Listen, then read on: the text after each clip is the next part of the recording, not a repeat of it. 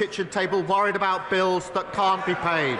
That's why this budget is for families that I know today are equally worried about the cost of living. That's why we're rolling out free breakfast clubs, free childcare and free school meals. And today we'll be going further to deliver the change we're elected to bring about. Cutting NHS waiting lists, cutting the national debt and cutting the cost of living. Mr. Speaker, this morning I had meetings with ministerial colleagues and others. In addition to my duties in this House, I shall have further such meetings later today. Rachel Hopkins. Thank you, Mr. Speaker. For years and years, rail fares have gone up and up, but this is set to change next year. Can the Prime Minister confirm that commuters in my constituency will see around £400 saving on their annual season ticket as a result of this government raising rail fares? And can he confirm this is only possible because we have a Labour government? Well, I can confirm next year we're freezing rail fares for the first time in 30 years, saving millions of commuters hundreds of pounds. And yes, that's only possible because we have a Labour government investing in Great British Railways and putting more money in the pockets of passengers. Contrast our approach with the Leader of the Opposition, who says the minimum wage is a burden, she thinks, and she wants to means test the state pension. We now come to the Leader of the Opposition, Kevin Burnell. Thank you, Mr. Speaker. And can I first pay tribute to the many farmers who have come to Westminster today to protest the shameful attack on them in last year's budget. I want them to know that Conservatives stand with them. Mr. Speaker? Yeah. They arrest them, we stand with them. Mr. Speaker, this has been the most chaotic lead-up to a budget in living memory, with resignations, hostile briefings, and... Can I just say to a couple of you, if you don't want the budget, make your mind up now. Nobody wants this budget, Mr. Speaker. With resignations, hostile briefings and leaks galore, even just in the last 10 minutes, an unprecedented leak of the OBR analysis. Unbelievable. Mr. Speaker, these leaks have been so serious that even the former chief economist of the Bank of England has said, and I quote, that Labour's fiscal fandango is the single biggest reason why growth has flatlined. Does the Prime Minister agree with Andy Haldane, and does he have an explanation for this complete shambles? We all know the biggest shambles in living history, the Liz Truss budget. And what did she say at the time? Did she say, I don't agree, this must be wrong? No, she said, I think Liz Truss is 100% right. 100%. Not much room for flexibility. Not one thing was wrong with it, in her view. So we won't be taking lectures from her. Matters for the OBR. The Chancellor will set out the budget in just a few minutes' time. Mr. Speaker, we're talking about the leaks. The Prime Minister doesn't seem to appreciate the impact of these budget leaks on the UK economy. Even the Chief Secretary to the Prime Minister has said this morning that the leaks were unacceptable. So will the Prime Minister launch an investigation into the budget leaks and punish those responsible? Mr. Speaker, it's literally about 25 minutes before the budget will be set out in all, where we'll take further decisions. The Chancellor will set it out, but thanks to the decisions she's already taken, we've got 5 million extra NHS appointments, waiting lists are coming down, mortgages are cheaper, we've expanded free school meals. That's 100,000 children lifted out of poverty, a moral mission for this government. Compare that to the record opposite any day of the week. Mr. Speaker, he talks about the decisions she's already taken. If they were that great, we wouldn't have all those farmers outside protesting. He doesn't want to talk about leaks, but we can see that the chaos in Number 10 is having real-world consequences. Instead of focusing on the economy, they've been fighting like rats. Several journalists reported that Number 10 sources had briefed against the Health Secretary and other senior cabinet ministers. The Prime Minister then told us that these briefings did not come from Number 10. Will he repeat on the floor of the House the claim that none of his advisers has briefed against members of the Cabinet? Prime Minister. Mr. Speaker, I've been really clear about this. no one in number 10 has briefed against cabinet ministers. And the Health Secretary is doing a fantastic job.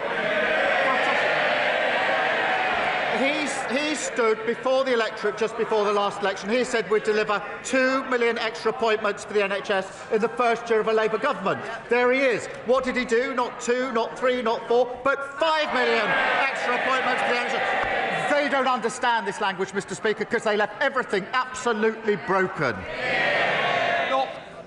Mr. Speaker, the Prime Minister expects us to believe him. No one does. We all know that he did not have a serious leak inquiry. What he did, Mr. Speaker, was he asked Morgan McSweeney to investigate Morgan McSweeney, and then Morgan McSweeney discovered that Morgan McSweeney was innocent. All of this calls into question the Prime Minister's judgment. All of this calls into question the Prime Minister's judgment. We read this weekend that he wants the former Deputy Prime Minister back in his cabinet. He must have forgotten that she had to resign only a few months ago for tax evasion. When did the Prime Minister decide that lawbreakers can be lawmakers? Mr. Speaker, while she's scrolling through Twitter, we've delivered rail fares frozen, prescription charges frozen, the minimum wage boosted. We're focusing on the cost of living, the single most important thing for this country. She's focusing on tittle-tattle. It's not tittle-tattle, Mr. Speaker. We all know that he's only talking about welcoming the Deputy Prime Minister back because he is desperate to shore up his crumbling leadership. But if he were to welcome her back, will he set a condition that she must pay back the £40,000 of property taxes she avoided, the same property taxes they're very happy to put on everyone else, and will she also return her £17,000 of severance pay? Prime Minister. Mr. Speaker, the former Deputy Prime Minister is the biggest social mobility story this country has ever told. She started from humble beginnings and fought her way to the very top. I'm very proud of what she's achieved in politics. I'm very proud of everything she's done for this Labour government. That sounds like a no, Mr. Speaker. I've never heard the Prime Minister speak so highly of people avoiding their taxes. But in summary, this just looks like a government that is a slow-motion car crash. His cabinet are briefing against each other, his MPs are planning for life after him, and the most chaotic run-up to a budget in recent memory is happening on his watch. Even the Chief Whip is telling MPs that he wants out. The truth is simple, Mr. Speaker. His MPs don't trust him, the markets don't trust him, and the public certainly don't trust him. When will he finally accept that the chaos starts and ends with him? The most chaotic budget was the Liz Truss budget. It did huge damage to our country. We're still suffering from that damage. And what did she say about Liz Truss? She obviously does still think it. When asked, was Liz Truss right? 100% right, she said. The most chaotic, damaging budget there's ever been. And she sticks by it. I'm very interested to see her response to this budget if she thinks Liz Truss got it right. Mr. Speaker, what we're doing is focusing on cutting waiting lists, cutting the national debt, cutting the cost of living, renewing our country, a Labour budget with Labour values, delivering for the British people. Thank you, Mr. Speaker. At the moment, everyone is being bombarded with adverts and emails for Black Friday, encouraging them to spend money on so-called time-limited deals, leading to panic buying, increasing debt, buyer regret, and not to mention the impact on the planet, with delivery and returns of goods responsible for millions of tonnes of CO2 emissions. Does he agree with me that instead of rushing to buy online, people should look to their high streets to support local businesses and keep money in the local economy this Christmas? Well, I want to see our high streets thriving, and we encourage everyone to support local businesses this Christmas. Through our small business strategy, we've got £3 billion boost to help small businesses expand, and we've tackled the most significant reforms to tackle late payments, the most significant in 25 years, Mr. Speaker. And the Chancellor will have to say more about that in just a moment. Shrek David, Leader of the Liberal Democrats. Thank you, Mr. Speaker. We've just seen in the leaked OBR documents that taxes are going up to a historic record high. So will the Prime Minister explain why Labour is hiking people's taxes instead of fixing the £90 billion Brexit black hole in the public finances by growing our economy with a new, detailed, brilliant trade deal with our European partners. Well, he'll only have to wait a few minutes for the full details of the budget. But, Mr. Speaker, every week he comes here with the same problem. He always wants more spending, and he never wants to say how he's going to raise the money for it. The two things can't go together. Sir Ed Davey. Speaker, we want to grow the economy, not tax the economy. But if I can take him on to another issue, Mr. Speaker, I hope everyone in the House shares my alarm that a former leader of a political party in Wales has been found guilty of betraying our country and has now been sentenced to over 10 years in prison for his treachery. The Prime Minister said that Reform should hold an independent investigation, and he is right, but we both know that that's not going to happen. So given Reform won't, he must. So will he now launch a national investigation into Russian infiltration into our politics? Well, he's right to highlight this very serious case, a long sentence for pro-Russian bribery in the Reform Party at the highest level. You would think a leader of a political party would want to get to the bottom of that and ask the question, how on earth did that happen in the Reform Party? And what other links are there between Reform and Russia? But no, the leader of Reform doesn't want to do it because, Mr. Speaker, we know he doesn't want to know the answer to the question because Reform is riddled with pro-Putin propaganda. Thank you, Mr. Speaker. Mr. Speaker, after 8 years of traffic chaos and increasingly creative traffic diversions, residents of Parkside and Marston Grange in my constituency are beginning to wonder whether the A513 at Beaconside is a permanent monument to the traffic cone. In the time that Staffordshire County Council and Taylor Wimpey have taken to complete one stretch of road, we've had 6 Prime Ministers, not to mention Notre Dame burned down and was rebuilt using medieval building techniques. So what can be done to hold developers and local authorities properly to account so that essential infrastructure is delivered on time with minimum disruption? Well, it's staggering that an important upgrade for drivers to improve their journeys has been delayed for 8 long years. And I understand the scheme is currently being held up by the Reform-led council, Kel Sabri, who are proving as hopeless in local government as everybody anticipated.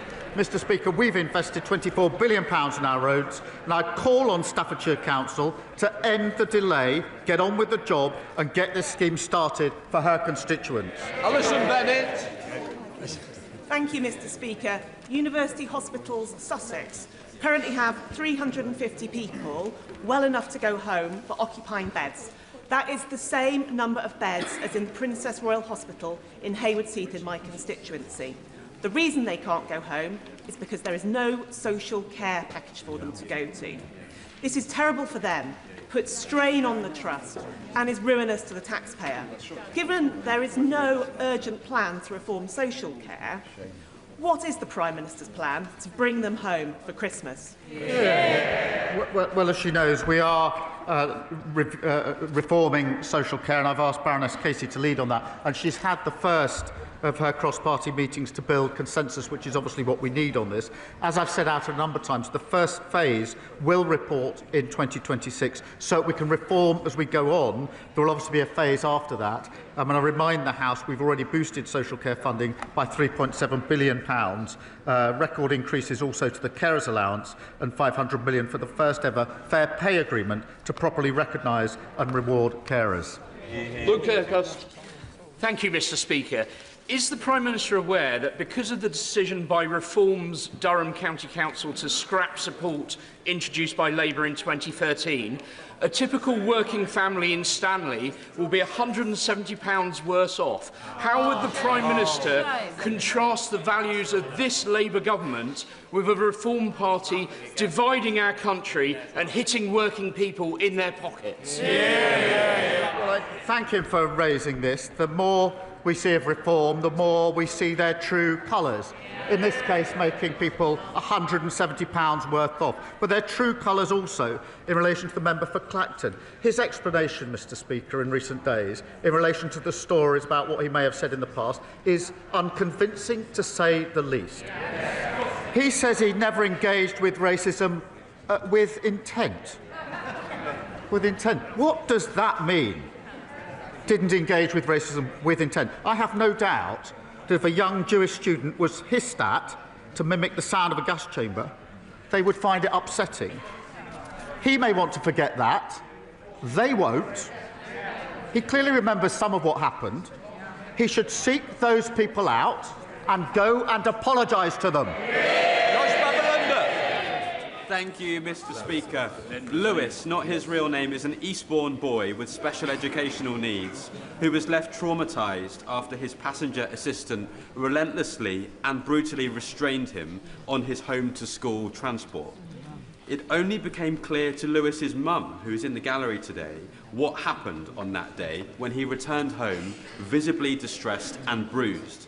And that's because, shockingly, there is no statutory requirement to report incidents of physical restraint on school transport, nor national training standards. So will the Prime Minister address this loophole in his upcoming SEND reforms to ensure that SEND children in Eastbourne and beyond can travel to school with the safety and dignity that they deserve? Well, can I say to him and to Lewis's mum, who's with us, that incidents like that should not be happening. I know that he's met, I think, with the Education Minister to discuss this. Every child should have tailored support, including on transport to school, and I can reassure him and Lewis's mum that that principle will be central to our reforms. Jenny Riddle-Carpenter. Thank you, Mr Speaker. Last week, Roman Osborne, a 10-year-old in my constituency, hand-delivered a letter to 10 Downing Street to tell the Prime Minister about an accident that he had outside his primary school at Trimley St Martin in February, which left him spending 3 days in hospital and many, many more months recovering. Mr Speaker, will the Prime Minister back my campaign, Safer at the Gates, and will he call on Tory-led Suffolk County Council to do the right thing and re-review the road and put the right safety measures in place outside Trimley St Martin and the other schools in my constituency? Can I thank her for that and thank Roman for his letter, which I took time to read last night. And I wanted just to read a short sentence from it, from Roman. He said this: "This accident wouldn't have happened if there was a safe place to cross the road. I'm concerned for other children's safety, and I don't want another accident like mine to happen again to anyone else." Mr Speaker, what an incredible young boy, aged just 10. I totally agree with him, and I say to Roman, this is what we're going to do. Roman, I've asked ministers to work with all the right people to look at his school and get a safe crossing in place. And the Roads Minister will be happy to meet my honourable friend to discuss the road safety strategy.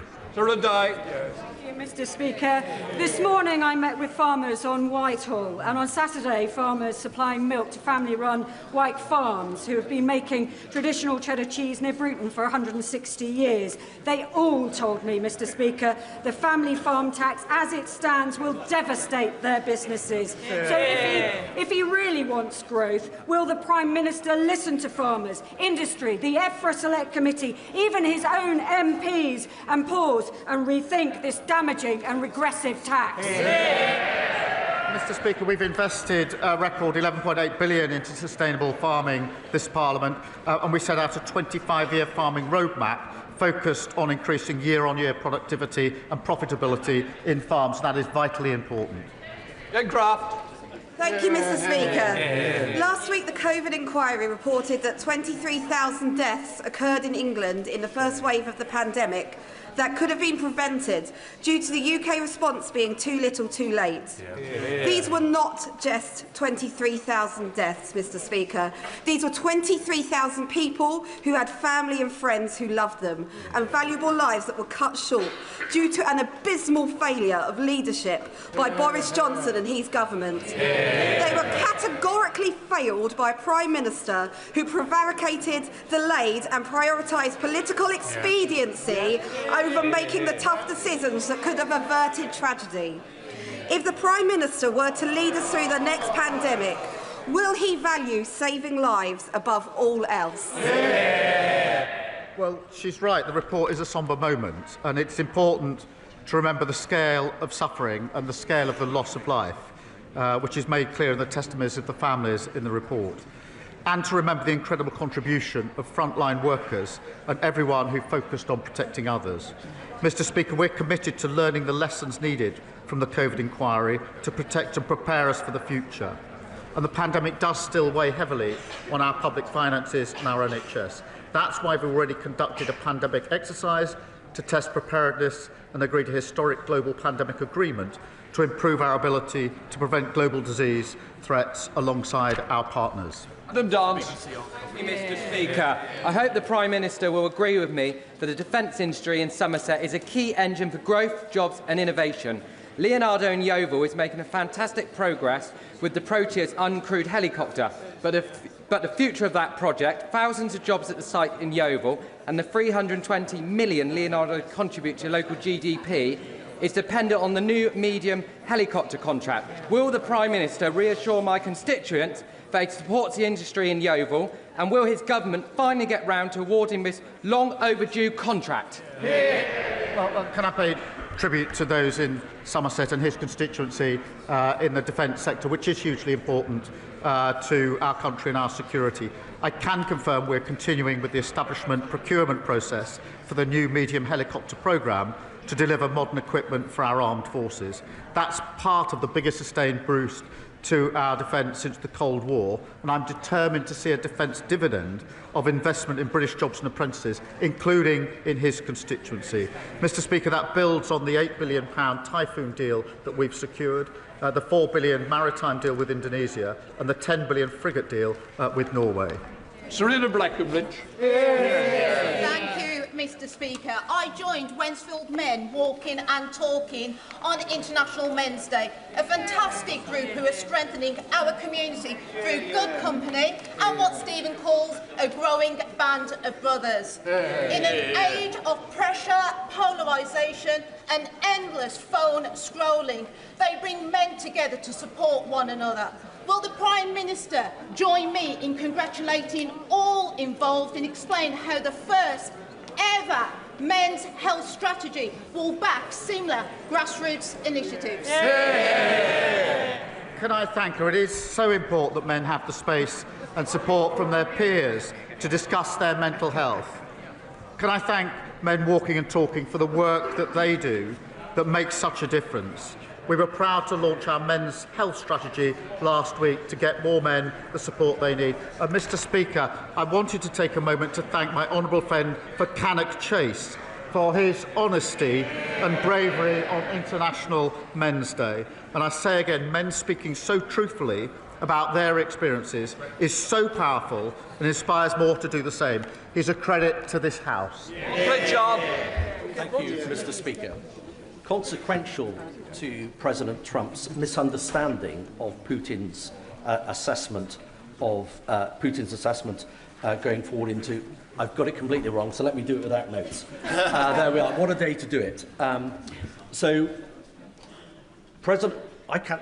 You know, I've completely lost it, and I apologise. So let me read it. Let me read it because I'm going to carry on. I'm afraid the Prime Minister's not going to get away that easy. So, consequential to President Trump's misunderstanding of Putin's strategic intent for both Ukraine and Europe is the Prime Minister's solemn responsibility to keep this country safe.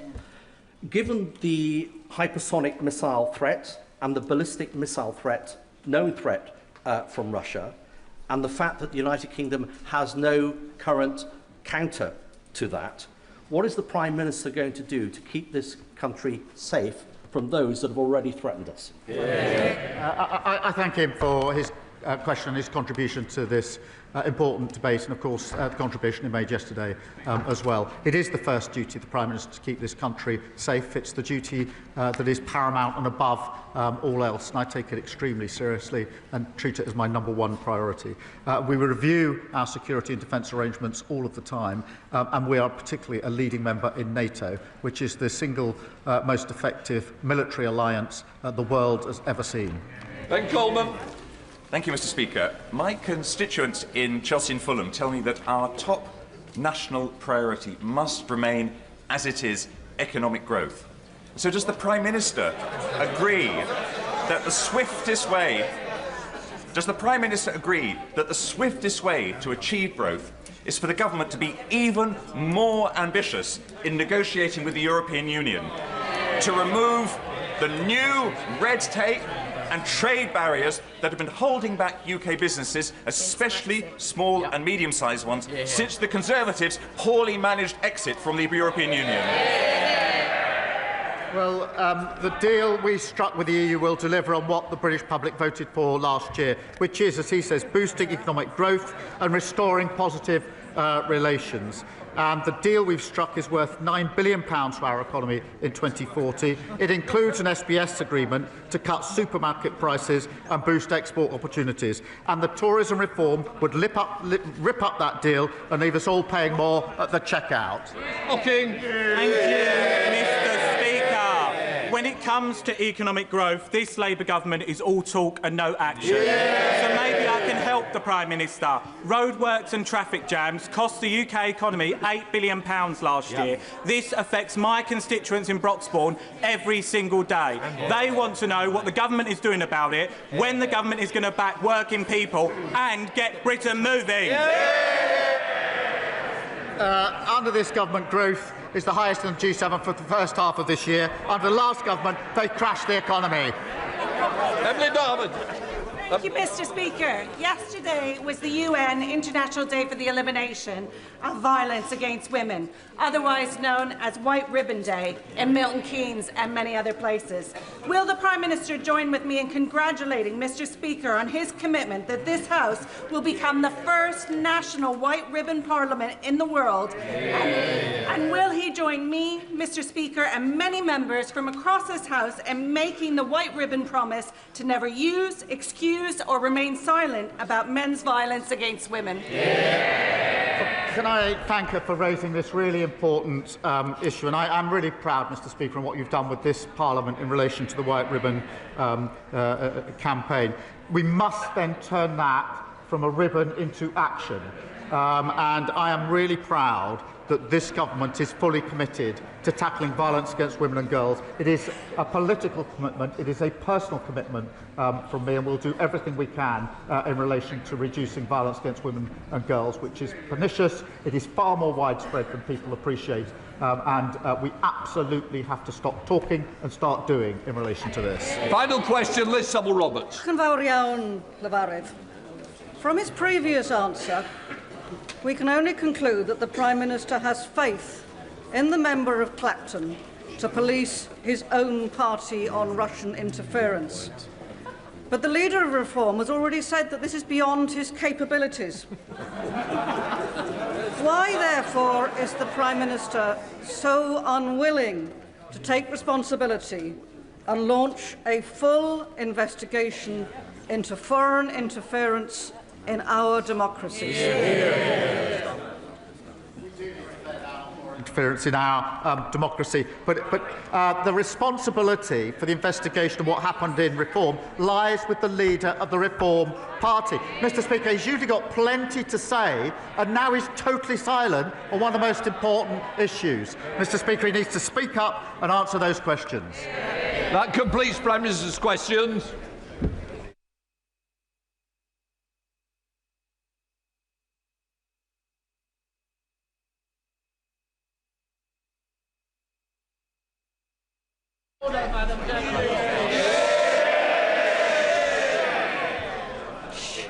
Point of order, Melstride.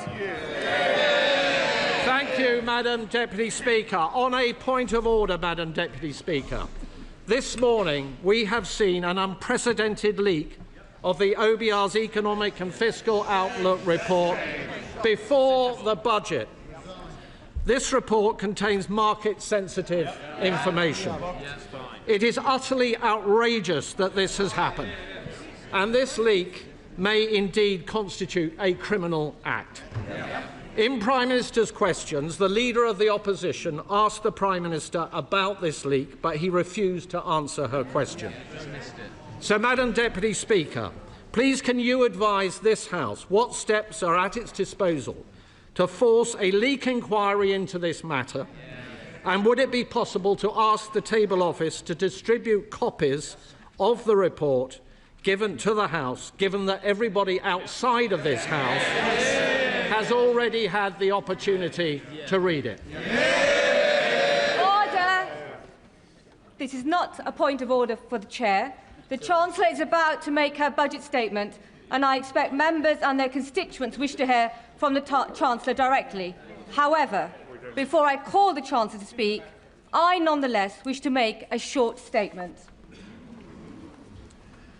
For a number of weeks, and yet again yesterday, there have been extensive briefings to the media on the government's fiscal policy and public finances.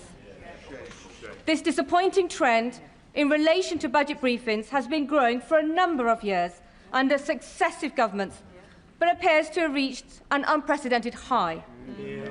Weeks ago, we saw the Chancellor delivering a speech in Downing Street, setting the scene for the budget, as well as specific policy announcements being briefed out to the media in advance of today's financial statements. I don't need any help. And just a moment ago, it seems the OBR analysis has also appeared online. This all falls short of standards that the House expects. The premature disclosure of the contents of the budget has always been regarded as a supreme discourtesy to this House and to all the democratically elected members, not to mention to Mr. Speaker and to myself, the Chairman of Ways and Means. The government's own ministerial code cannot be clearer, as set out in paragraph 9.1. When Parliament is in session, the most important announcements of government policy should be made in the first instance to Parliament. Mr. Speaker has always upheld the rights of this House and its members to be treated with respect and to be the first to hear major government policy announcements on behalf of their constituents. As Chairman of Ways and Means, I have responsibility to oversee the House's consideration of the budget statement and the ensuing resolutions, which are described in erstly made paragraph 36-33 as the most important business of Ways and Means in this House. I want honourable members on all sides of the House to have adequate opportunity to hold the Chancellor to account, rather than hear and read about new policies on a daily basis in the media. And, like many, I also expected better. Before I call the Chancellor of the Exchequer, I remind honourable members that copies of the budget resolutions will be available to them from the Vote Office in members' lobby at the end of the Chancellor's statement and online. Shh. I also remind honourable members that interventions are not taken during the Chancellor's statement, nor during replies to the Leader of the Opposition or the Leader of the Liberal Democrats. I call the Chancellor of the Exchequer.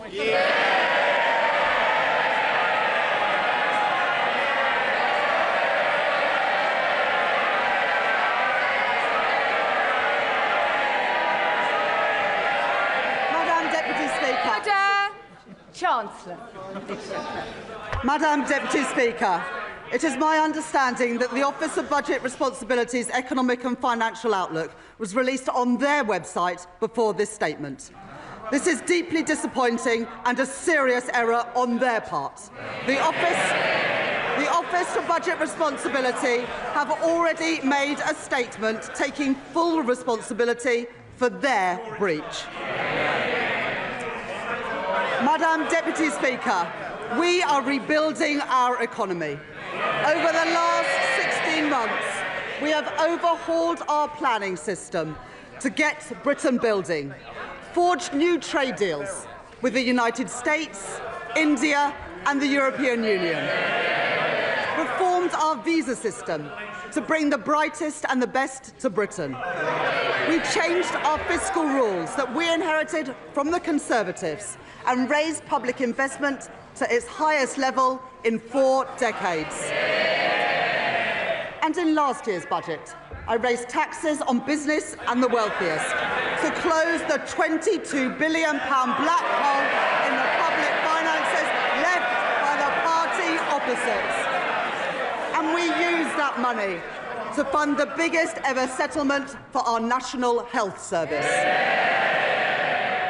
They were the fair and necessary choices, and we faced opposition to them, from opponents to planning reform, who will always demand that the future is built somewhere else, not in their backyard.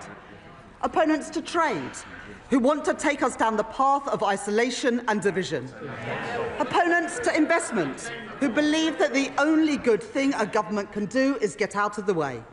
Opponents who insist that the only way to balance the books is to cut public spending. And opponents who say that we don't need to balance the books at all. But we made these choices for a reason. Because after 14 years of Conservative government, working people demanded and deserved change. Investment, not cuts to our public services. Stability for our public finances, the single most important factor in getting the cost of living down. And economic growth, the best means to improve wages, create jobs and support public services. That is what our plan, that is what this government and our Prime Minister are all about. Today's budget builds on the choices that we have made since July last year. To cut NHS waiting lists, to cut the cost of living, and to cut debt and borrowing. No doubt we will face opposition again, but I have yet to see a credible or a fairer alternative plan for working people. These are my choices, the right choices for a fairer, a stronger and more secure Britain. Order. Far too much noise, and I expected so much better from you, Dr. Luke Evans. You're meant to be a leader in your community. Simmer down, Chancellor. I'm happy for them to shout as much as they like, Madam Deputy Speaker, as long as they do it from the opposition benches where they can't cause any more damage. I said there would be no return to austerity, and I meant it. This budget will maintain investment in our economy and in our National Health Service. I said I would cut the cost of living, and I meant it. This budget will bring down inflation and provide immediate relief for families. I said I would cut debt and borrowing, and I meant it. Because of this budget, borrowing will fall as a share of GDP in every year of this forecast. Our net financial debt will be lower at the end of the forecast than it is today, and I will more than double the headroom against our stability rule to £21.7 billion, meeting our stability rule and meeting it a year early. These are my choices, not austerity, not borrowing, not turning a blind eye to unfairness.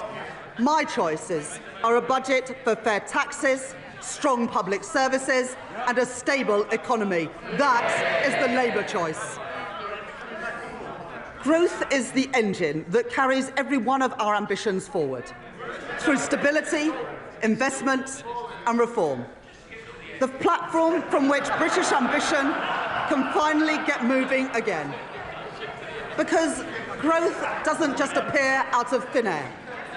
It is built patiently and stubbornly by people who take risks, by founders who bet their savings on an idea, by firms breaking into new markets, developing new technologies and creating new jobs and new opportunities, by the men and the women who work hard every day in all parts of our country. Our job is not to watch from the sidelines but to partner with them, backing them every step of the way, to match private enterprise with public ambition. I would like to thank my team of officials at the Treasury for their hard work in preparing this budget. In the spring, the Office of Budget Responsibility forecast that our economy would grow by 1% this year. I said then that Britain would defy the forecasts, and defy them we have. The OBR have upgraded Britain's growth for this year from 1% to 1.5%, reaching the same conclusions as the IMF, the OECD and the Bank of England, who have already upgraded their forecasts. Today, the OBR have published the result of their review of the supply side of the economy. They are clear that this is not about the last 14 months. It is about the previous 14 years. The legacy of Brexit and the pandemic, and the damaging decisions by the party opposite. Cutting public spending, leaving communities and entire regions behind, starving our economy of investment and weakening our public services. As a result of their review, the OBR are reducing their expectations for productivity growth by 0.3 percentage points to 1% by the end of the forecast. They say today, and I quote, "Real GDP is forecast to grow by 1.5% on average over the forecast due to lower underlying productivity growth. There is an impact on our public finances too. The OBR say that their productivity forecast will mean £16 billion less in tax receipts by 2030. These forecasts are the Tories' legacy, not Britain's destiny.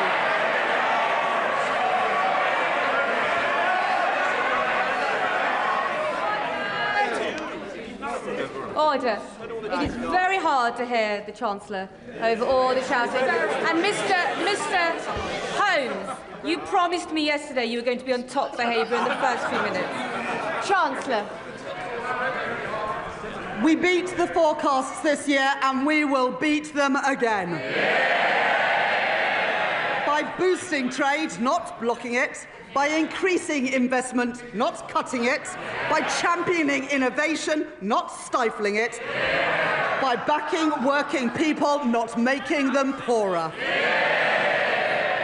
Brick by brick, we've been building our economy, building roads, building homes, getting spades in the ground and cranes in the sky.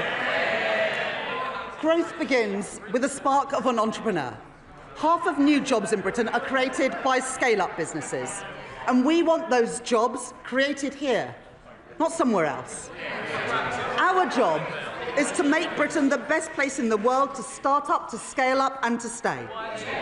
So we're widening eligibility for our enterprise incentives, so scale-ups can attract the talent and the capital that they need.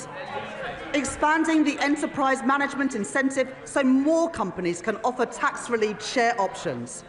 Re-engineering our enterprise investment and venture capital trust schemes so they don't just back early-stage ideas, but stay with companies as they grow. Introducing UK listings relief, a 3-year exemption from stamp duty reserve tax for companies who choose to list here in Britain.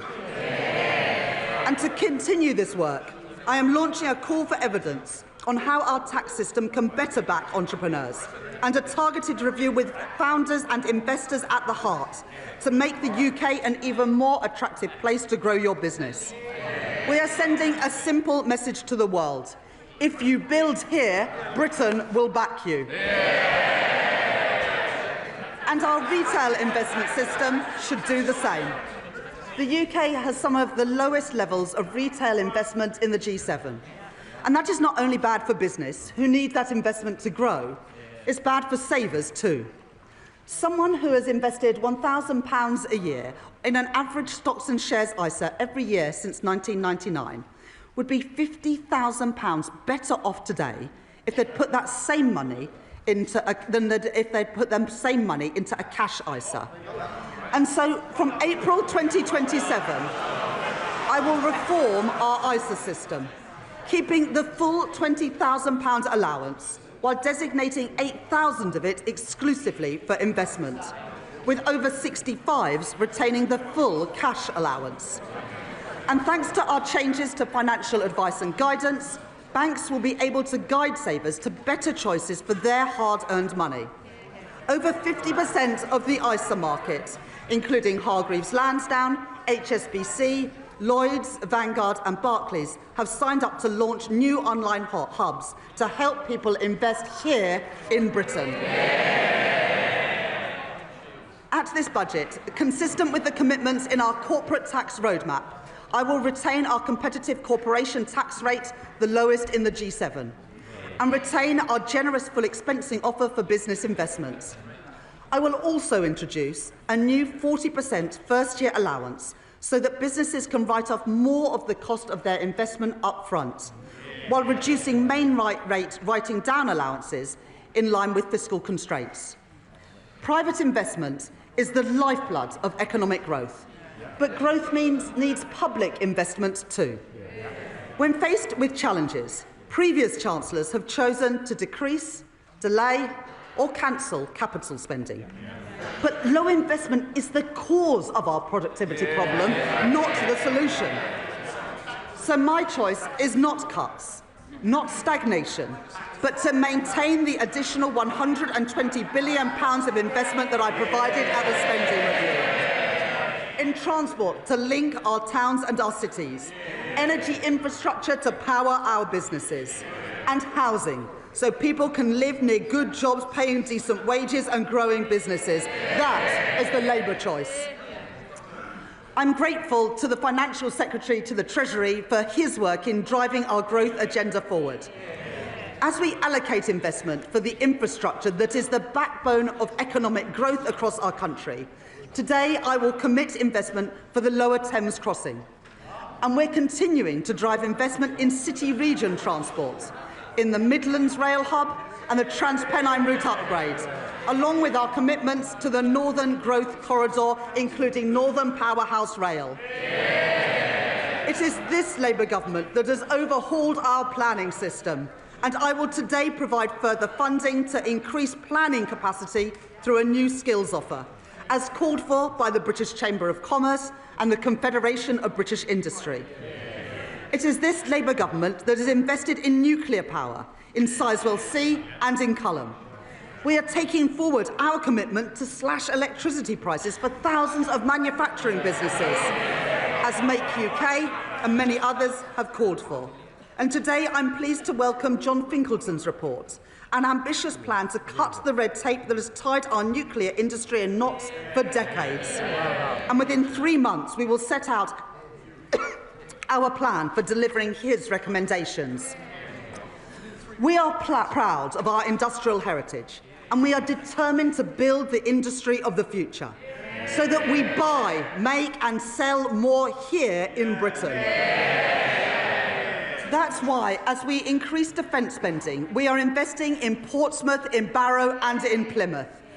And I'm pleased to be supporting Team Derby, an initiative to drive growth in one of our defence industry hubs.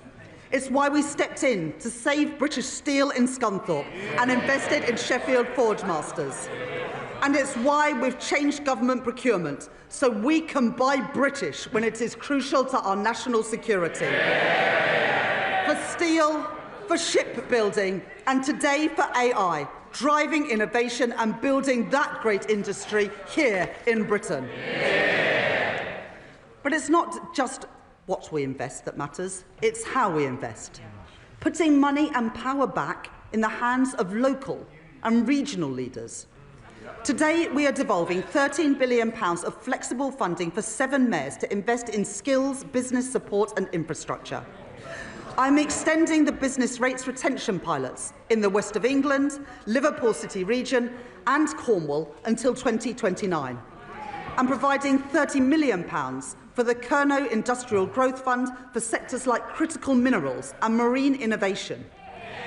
I am establishing the Lead City Fund, a long-term agreement to retain business rates to fund local regeneration projects like the development of Leeds South Bank, and I am allocating £20 million for the new Peterborough Sports Quarter and £16 million for a science centre in Darlington from the Growth Mission Fund.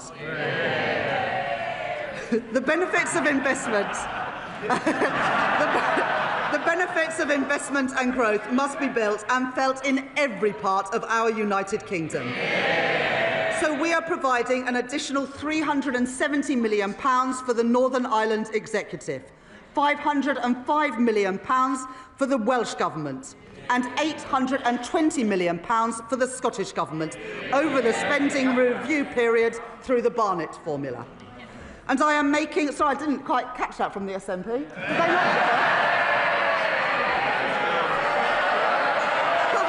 Perhaps, Madam Deputy Speaker, they didn't hear.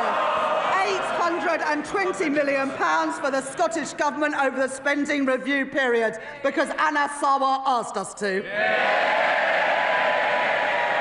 And I'm making targeted investments in our industrial strategy sectors across the UK.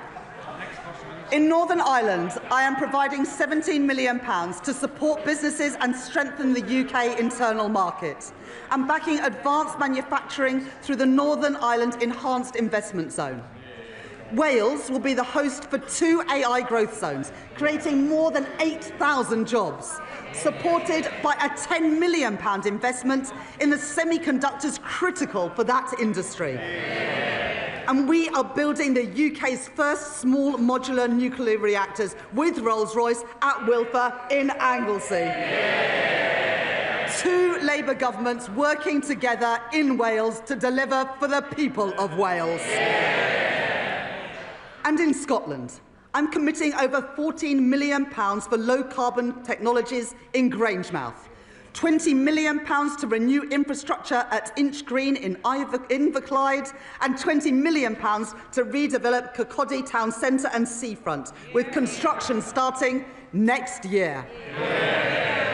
And that's on top of the UK's biggest ever warship export deal with the Norwegian government to build frigates in Glasgow, supporting 4,000 jobs. Investment opposed by the SNP, jobs opposed by the SNP, defence opposed by the SNP, but secured by this Labour government. A growing economy needs strong foundations of economic stability, with borrowing, inflation down and investment up. That is good for business, and it is good for working people, so they have more money in their pockets. Economic stability, safeguarded by ironclad fiscal rules, is our best defence against rising prices and the best way to improve living standards. We've all seen the alternative. 3 years ago, in their clamour to cut taxes for the richest, the Tories under Liz Truss crashed the economy and sent mortgage rates spiralling and brought pensions to the brink.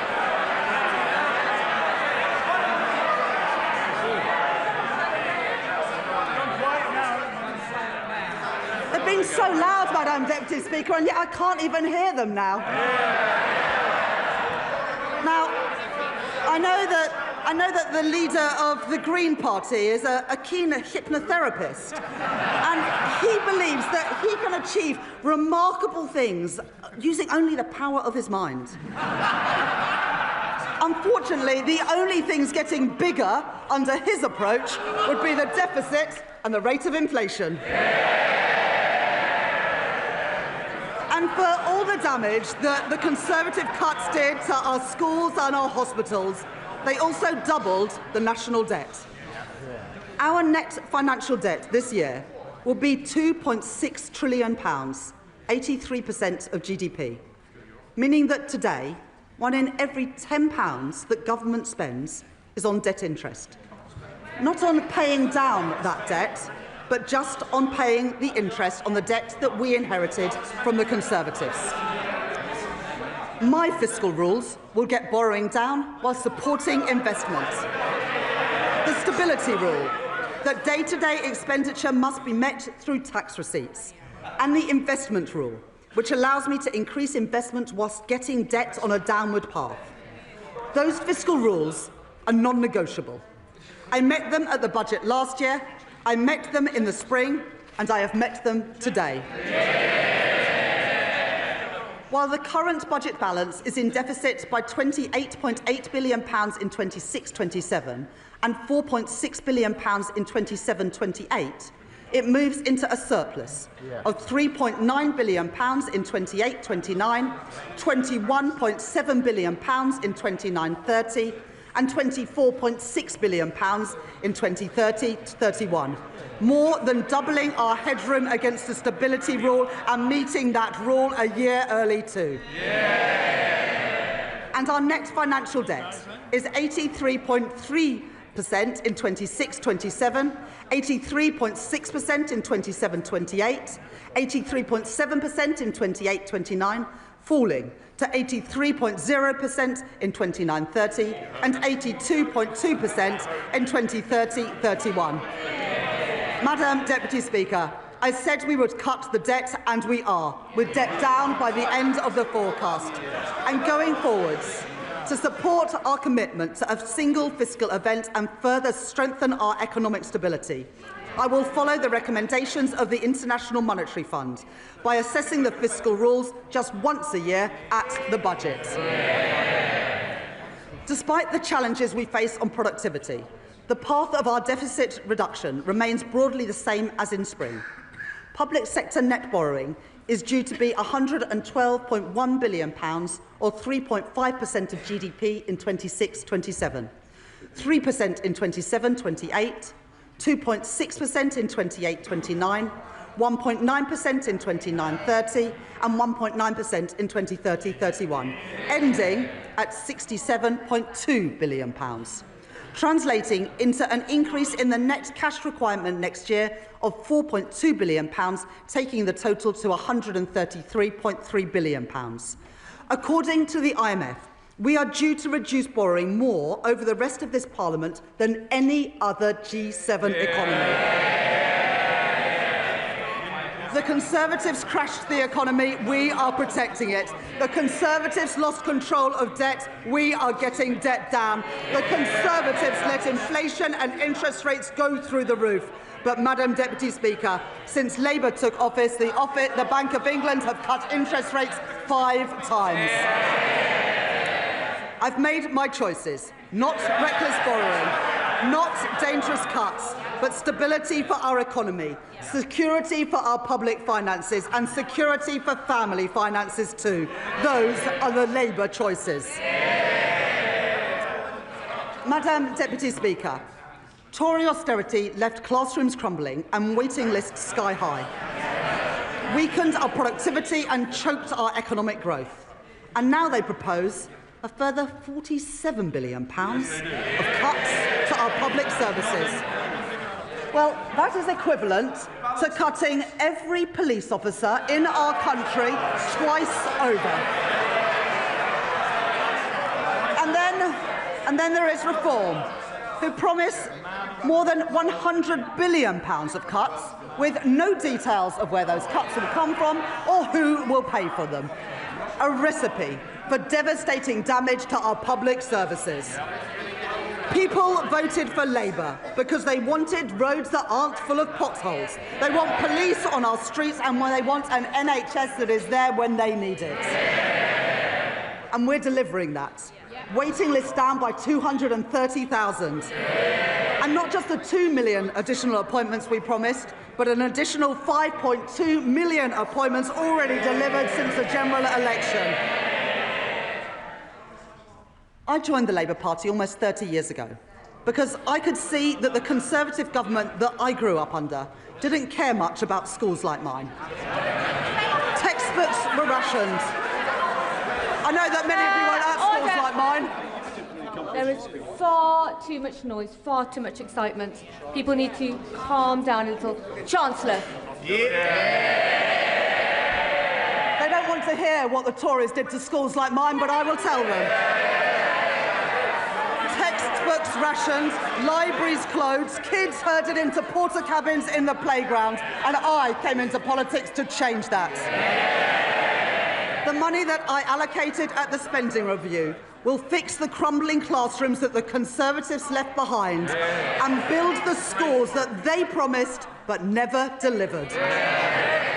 And today, thanks to representations from my honourable friends, the members for Wolverhampton North East and Leeds South West and Morley, I will provide £5 million for libraries in secondary schools, building on the £10 million commitment to ensure that every primary school has a school library within this Parliament.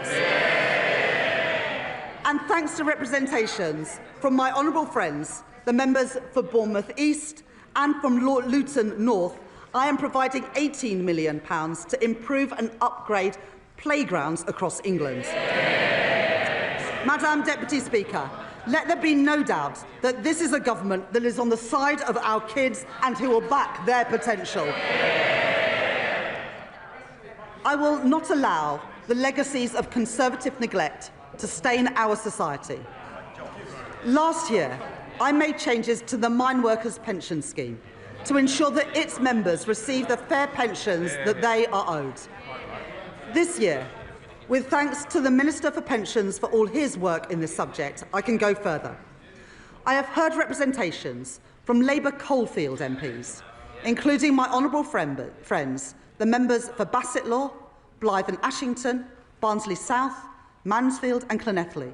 And today I can announce that I will transfer the Investment Reserve Fund of the British Coal Staff Superannuation Scheme to its members. So that the men and the women who worked in our coal industry get a fair deal in their retirement too. And more. Having heard representations from my honourable friends, the members for Banbury and the member for Edinburgh South West, I will index for inflation on pensions accrued before 1997 in the Pension Protection Fund and the Financial Assurance Scheme, so that people whose pension schemes became insolvent, no fault of their own, no longer lose out as the result of inflation. Last year, I also provided funding to compensate the victims of the infected blood scandal, after the previous government failed to budget for the costs of compensation. This year, I have listened to representations from my honourable friend, the member for Eltham and Chislehurst, and my honourable friend, the member for Edinburgh South West. And I'd like to thank the Minister for Employment for her representations over many years on this subject. As a result, I will exempt all payments from the infected blood scheme from inheritance tax, regardless of the circumstances in which those payments are passed down. Madam Deputy Speaker, that is how we should be spending taxpayers' money, on dealing with injustices and building strong public services, not on waste and inefficiency. At the spending review, I set an ambitious target of £14 billion of efficiencies per year by 2029, and I am grateful to the Chief Secretary to the Treasury for driving that work forward, realising savings through AI and automation, and by scrapping NHS England and reducing back-office staff by 18,000. At this budget, I will find a further £4.9 billion of efficiencies by 2031, getting rid of police and crime commissioners, cutting the cost of politics and local government, and selling government assets that we no longer have any use for. These savings will be required across government, but for our National Health Service, I will reinvest all of these savings back into the care that people rely on. More nurses, more GPs, more appointments. Restoring the services that faltered under years of Conservative decline and investing in the future of our National Health Service. And today I am announcing £300 million of investment in technology to improve patient service and 250 new neighbourhood health centres. Expanding more services into communities so that people can receive treatment outside of hospitals and get better, faster care where they live. Over 100 of these will be delivered by 2030, including in Birmingham, Truro and Southall. The Labour Party founded our National Health Service, and we will renew our National Health Service. I will take the same approach for defence spending that I take to NHS spending, reinvesting savings back into our national security. In our age of insecurity, Britain will continue to stand with our allies, working in collaboration to secure a sustainable ceasefire for Ukraine and maintaining our commitment to NATO, with the UK set to spend 2.6% of GDP on defence by April 2027. Madam Deputy Speaker, the public rightly expects that we stamp out fraud, error and waste and put that money to good use in our schools and our hospitals and other frontline services. My right honourable friend, the Home Secretary, has already announced that she will claw back excess profits from the use of hotels to house asylum seekers, as we phase out the use of those hotels entirely. And we will consult on reforms to indefinite leave to remain and access to taxpayer-funded benefits. The introduction of digital ID will break the link between illegal migration and illegal working. And the HMRC and the Fair Work Agency will crack down on illicit businesses that blight our high streets and undercut illegitimate firms, enforcing the minimum wage, investigating dodgy businesses and increasing scrutiny of the gig economy, as well as tracking down fraudulent business owners who vanish without paying their taxes. And I'd like to thank my honourable friends, the members for Great Grimsby and Cleethorpes, Lee and Atherton and Kensington and Bayswater for their representations on this subject. And I'll take further steps to prevent and track down unpaid tax, which will together, these reforms will raise nearly £10 billion a year by 2030, including through new powers for HMRC to pursue the promoters of tax avoidance schemes. I am building on our successful use of targeted checks on welfare claims to root out fraud and error and prevent public money being paid to people who are not entitled to it. And I would like to thank Tom Hayhoe, the COVID Corruption Commissioner, for his work in helping to chase down nearly £400 million from dodgy pandemic spending and contracts.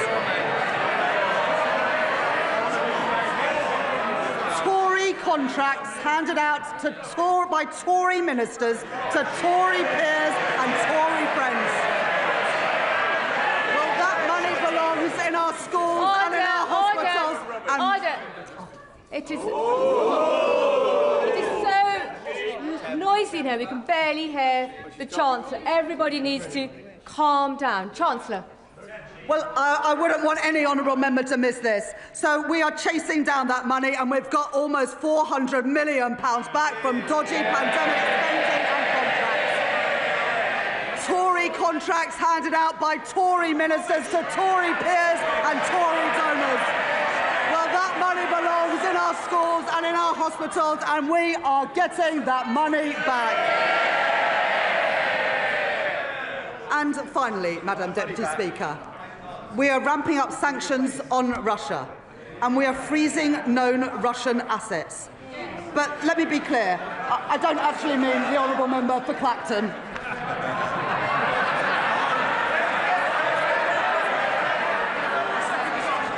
Under the Conservatives... Order.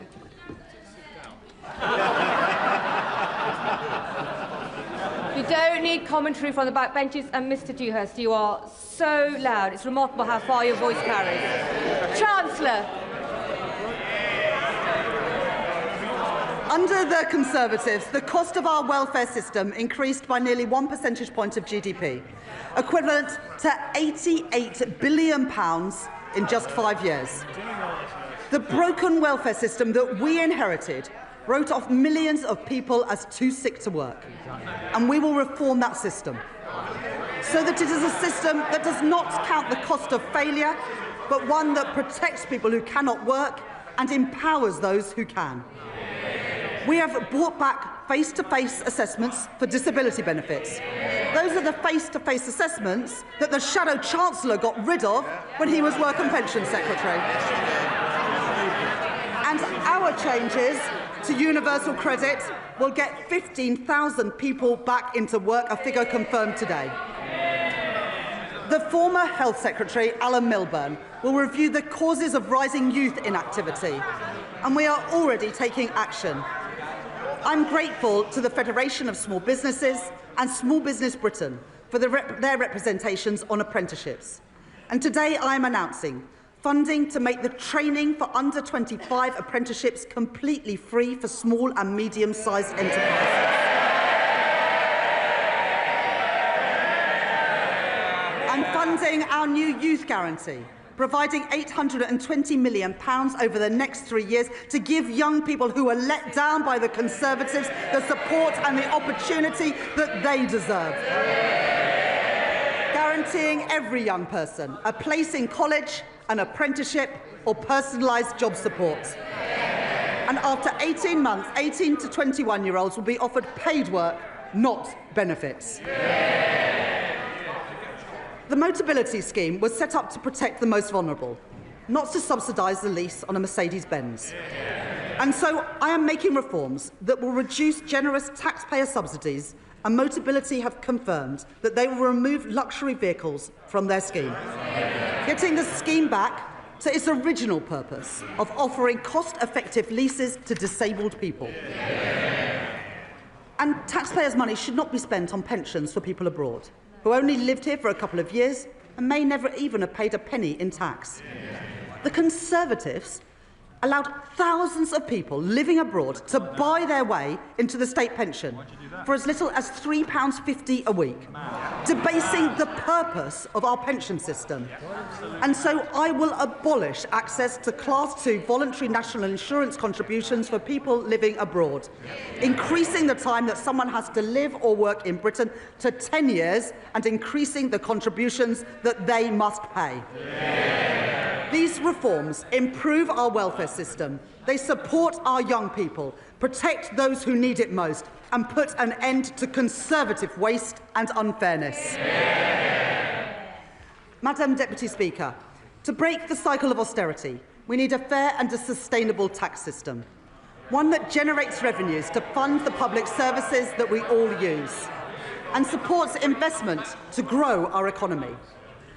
That does mean that today I am asking everyone to make a contribution. The previous Conservative government froze personal tax thresholds from 2021 to 2028. And today I will maintain all income tax and equivalent national insurance thresholds at their current level for a further 3 years from 2028. While ensuring that people... Order! The noise is far too high. Chancellor. The Right Honourable Lady supported these freezes when her party made them. She might want to forget about it, but the British people never will. At the same time, we are ensuring that people only in receipt of the basic or new state pension do not have to pay small amounts of tax through simple assessment from April 2027. I will also keep the Plan 2 student loan repayments threshold at its 2026-27 level for 3 years. Madam Deputy Speaker, I know that maintaining these thresholds is a decision that will affect working people. I said that last year, and I won't pretend otherwise now. Madam Deputy Speaker, I am asking everyone to make a contribution, but I can keep that contribution as low as possible because I will make further reforms to our tax system today to make it fairer and to ensure that the wealthiest contribute the most. The Conservatives knew that our tax system didn't work. Time and time again, they ducked the necessary reforms, leaving a system unfit for a changing economy, with unfairness that they refused to address. Currently, a landlord with an income of £25,000 will pay nearly £1,200 less in tax than their tenants with the same salary, because no national insurance is charged on property, dividend or savings income. It's not fair that the tax system treats different types of income so differently. And so I will increase the basic and higher rate of tax on property, savings and dividend income by 2 percentage points, and the additional rate of tax on property and savings income by 2 percentage points. Even after these reforms, 90% of taxpayers will still pay no tax at all on their savings. As well as narrowing the gap between the tax on income from assets and income from work, I also believe that a fair society is one where the wealthiest pay their fair share. The reforms I made last year will raise an additional £8 billion a year by 2020-30 from wealth. I increased taxes last year on private equity, private schools and private jets. I abolished the non-dom tax regime. And this year, I will make 2 changes to cap trust charges and prevent avoidance. I reformed inheritance tax on agricultural and business assets. And this year, I am aligning those reforms with wider inheritance tax rules by allowing the transfer of the 100% relief allowance between spouses, balancing the taxation of these valuable assets with the realities of family life. In this budget, I will take further steps to deal with a long-standing source of wealth inequality in our country. A Band D home in Darlington or Blackpool pays just under £2,400 in council tax, nearly £300 more than a £10 million mansion in Mayfair. And so, from 2028, I am introducing the high-value council tax surcharge in England, an annual £2,500 charge for properties worth more than £2 million, rising to £7,500 for properties worth more than £5 million. This will be collected alongside council tax, levied on owners, and we will consult on options for support or deferral. This new surcharge will raise over £400 million by 2031 and will be charged on less than the top 1% of properties. Madam Deputy Speaker, reliefs in our tax system cost the taxpayer billions of pounds a year, but many of them no longer serve their original purpose. The government rightly provides generous tax relief for people paying into a pension, relieving income tax on all contributions and on the investment itself, as well as national insurance relief on employer contributions, at a cost of over £70 billion a year to the Exchequer. This budget makes no changes to those reliefs or to the tax-free lump sum. But salary sacrifice for pensions, which was intended to be a small part of our pension system, is forecast to almost treble in cost to other taxpayers, from £2.8 billion in 2017 to £8 billion by 2030, with the greatest benefit going to the highest earners, or to those in the financial services sector putting their bonuses into pensions tax-free, while those on the minimum wage or those whose employers don't offer salary sacrifice don't benefit at all. That is not sustainable for our public finances, putting pressure on the tax that everyone else pays. And so I am introducing a £2,000 cap on salary sacrifice into a pension, with contributions above that taxed in the same way as other employee pension contributions. That is a pragmatic step so that people, especially on low and middle incomes, can continue to use salary sacrifice for their pension without paying any more in tax than they do now, and to give individuals and employers time to adjust to these new arrangements. These changes will come into effect in 2029.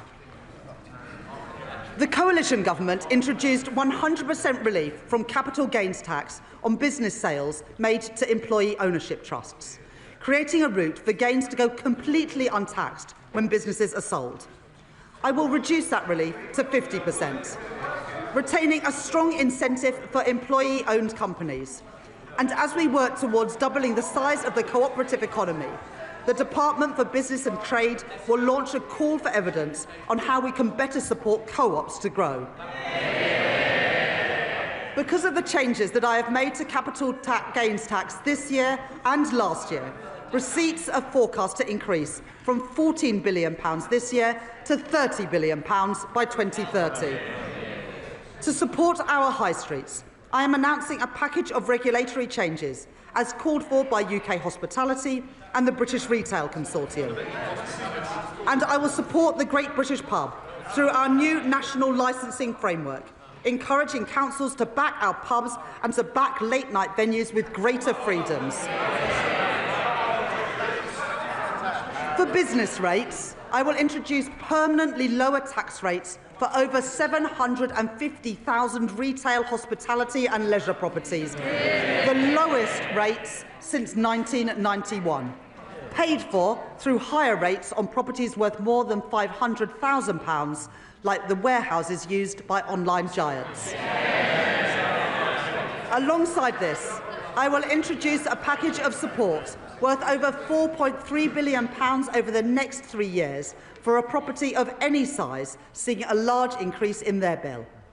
And to support a level playing field in retail, I will stop online firms from undercutting our high street businesses by ensuring customs duty applies on parcels of any value. I will reform our motoring taxes, exempting search and rescue vehicles from vehicle excise duty as called for by my honourable friends, the member for the Western Isles and for Whitehaven and Workington. And because all cars contribute to the wear and tear on our roads, I will ensure that drivers are taxed according to how much they drive and not just by the type of car they own, by introducing the electric vehicle excise duty on electric cars. This will be payable each year alongside vehicle excise duty at 3p per mile for electric cars and 1.5p for plug-in hybrids, helping us to double road maintenance funding in England over the course of this Parliament. And alongside this, I am providing support to boost our British car industry, increasing the threshold for the expensive car supplement on electric vehicles to £50,000, saving over 1 million motorists £440 a year. Providing £1.3 billion additional funding for the electric car grant, extending it to 2030 and taking total funding to £2 billion, as well as delaying changes to the employee car ownership scheme. In addition, we're investing a further £200 million to accelerate the rollout of EV charging, as well as 100% business rates relief for EV charge points for the next decade, with thanks to my honourable friend, the member for Camborne and Redruth, for his representations on this policy. And I will improve competition in our taxi industry by ending ride-hailing companies' use of a discount scheme intended for coach tours, as called for by Steve McNamara, the General Secretary of the Licensed Taxi Drivers Association, legislating to restrict access so that everyone pays fairly and protecting £700 million of tax revenue each year. I am responding to our consultation on landfill tax, and listening to representations, particularly from our house building industry. I will not converge towards a single rate, but I will prevent the gap between the two rates from widening to balance the need to address tax avoidance in the current structure. I will today publish Ray McCann's report into the loan charge along with the government's response, setting out a new settlement opportunity that will finally allow people to finalise their position and draw a line under this long-standing issue. And I'd like to thank my honourable friend, the member for Milton Keynes Central, for her representations on this subject.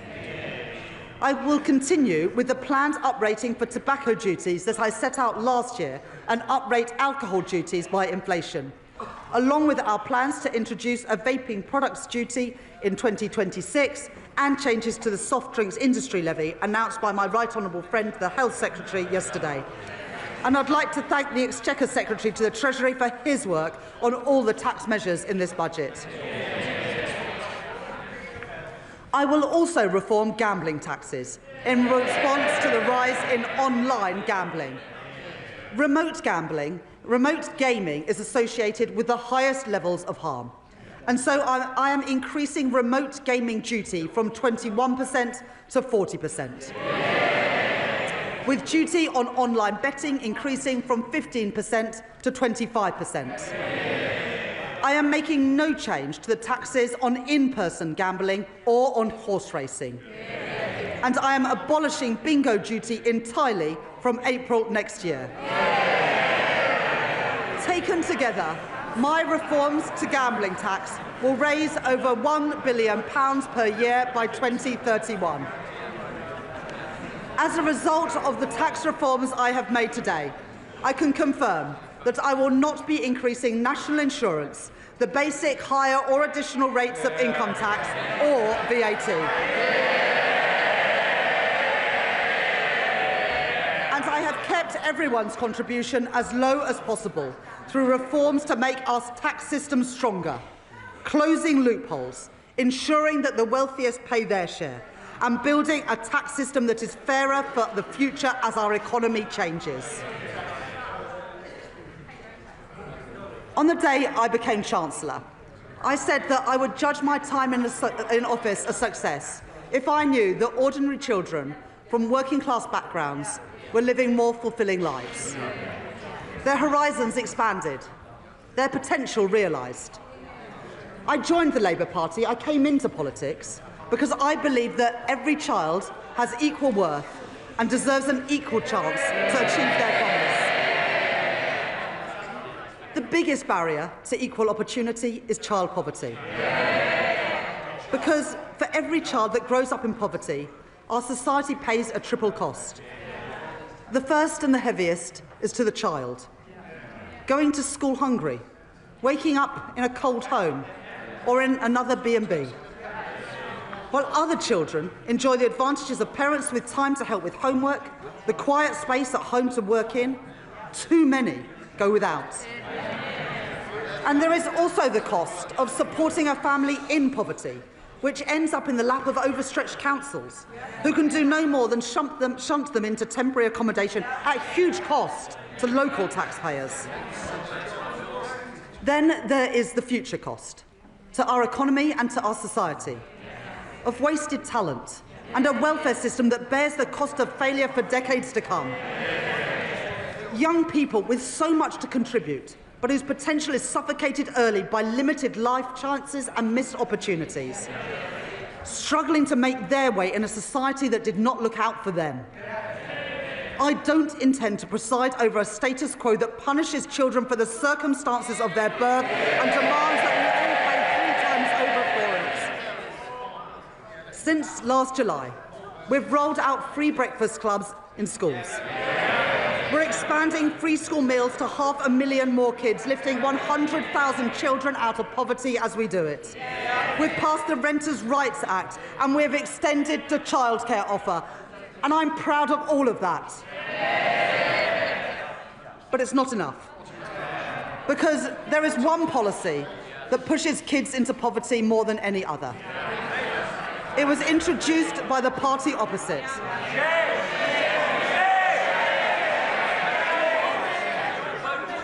They said it would save money and that it would bring about behavioural change, disincentivising poorer families from having more children.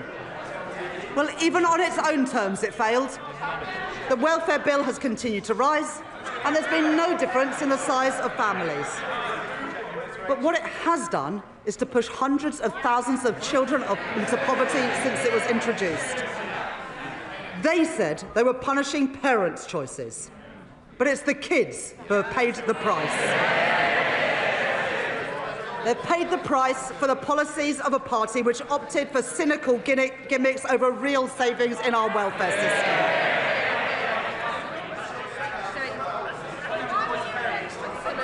I understand that many families are finding times hard and that many kids have had to make difficult choices when it comes to having kids. And there are many reasons why people choose to have children and then find themselves in difficult times. The death of a partner, separation, ill health, a lost job. I don't believe that children should have to bear the brunt of that. and neither can I, in good conscience, leave in place the vile policy known as the rape clause, requiring women to prove if their child has been conceived non-consensually to receive support. I'm proud to be Britain's first female Chancellor of the Exchequer. I take the responsibilities that come with that seriously. I will not tolerate the grotesque indignity of women of the rape clause any longer. It is dehumanising, it is cruel, and I will remove it from the statute book. And so, because I am tackling fraud and error in our welfare system, because I am cracking down on tax avoidance, because I am reforming gambling taxation, I can announce today, fully costed and fully funded, the removal of the two-child limit in full from April.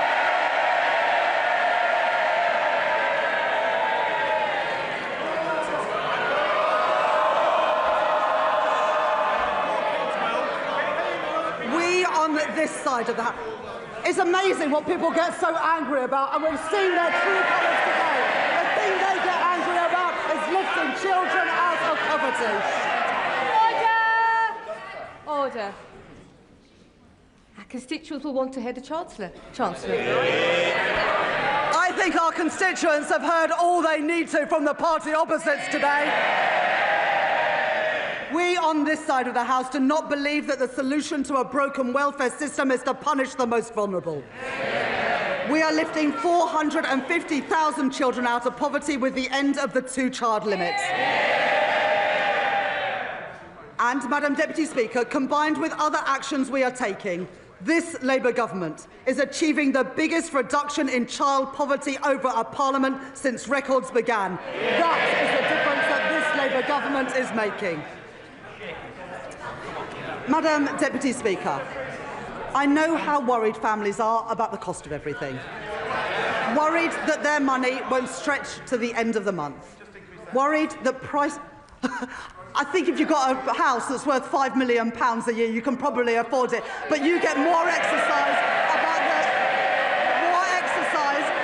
reducing child poverty than you do about the richest paying more. Under this government, wages have risen by more since we were elected than in 10 years under the last government, with lower interest rates already saving families £1,200 a year off a typical new mortgage, compared to that to when Liz Truss was Prime Minister. But I know that people still face pressure on their budgets day to day and week to week. And where there is more to do, where we can provide relief, we are doing it. Extending the bus fare cap, cracking down on rip-off price hikes, freezing prescription charges and freezing rail fares for the first time in 30 years. I am increasing the basic and new state pension by 4.8%, an increase of £440 per year for the basic state pension, and an increase of £575 per year for the new state pension, in line with our commitment to the triple lock. At the election, we promised a genuine living wage, and we are delivering it. At the budget last year, I increased the national minimum wage and the national living wage, and I am doing the same this year too. Accepting the recommendations of the Low Pay Commission in full, and increasing the minimum wage for 18 to 20-year-olds from £10 to £10.85 an hour, and increasing the living wage from £12.21 to £12.71 an hour. Under current plans, the temporary 5p cut to fuel duty that was introduced during the pandemic will come to an end in April, and fuel duty will be uprated in line with inflation. But I know that the cost of travelling to and from work is still too expensive. And so I am extending the 5p cut until September 2026. And because I know that changes in wholesale prices are not always passed on to motorists, I am bringing in new rules to mandate petrol forecourts to share real-time price rises through a new fuel finder, empowering drivers to find the cheapest fuel, calling out rip-offs and strengthening competition, saving the average household £40 a year. Madam Deputy Speaker, one of the greatest drivers of the rising cost of living is the cost of energy prices. The cause of high energy bills must be tackled at source, and so we are investing in energy security, in nuclear and renewable energy, and in insulation through our Warm Homes Plan. But that's not enough when people are struggling with energy bills today. The Conservatives' Eco Scheme was presented as a plan to tackle fuel poverty.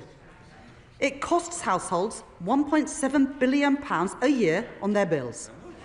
And for 97% of families in fuel poverty, the scheme, get this, has cost them more than it's saved.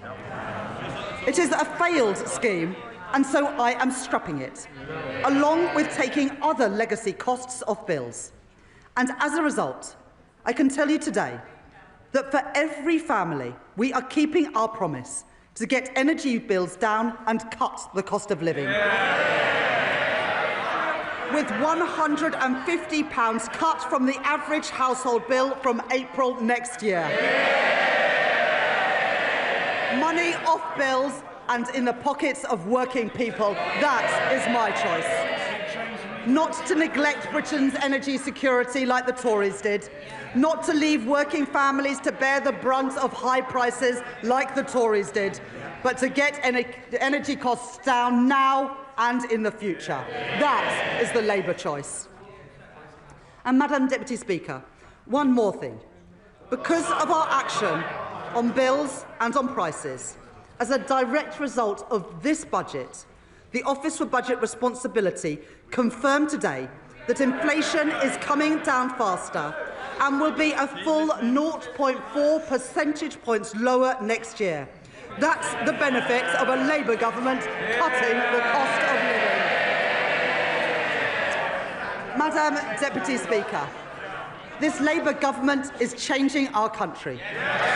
In the face of challenges on our productivity, I will grow our economy through stability, investment and reform. I've met my fiscal rules and built our economic resilience for the future. I have asked everyone to contribute, yes, for the security of our country and the brightness of its future. But I have kept that contribution as low as possible by reforming our tax system, making it fairer and stronger for the future. I have protected our NHS, maintaining public investment and driving efficiency in government spending. I've taken action on our broken welfare system, rooting out waste and lifting children out of poverty. And I have cut the cost of living, with money off bills and prices frozen, all while keeping every single one of our manifesto commitments. Those are my choices. Order. Mr. Rankin, Ms. Moulton, your voice carries right across the chamber. Right across the chamber. Try and take a breath every so often. Chancellor. Those are my choices. Not austerity, not reckless borrowing, but cutting the debt, cutting waiting lists and cutting the cost of living. Those are Labour choices, promised and delivered by this budget, promised and delivered by this Labour government. And Madam Deputy Speaker, I commend this statement to the House.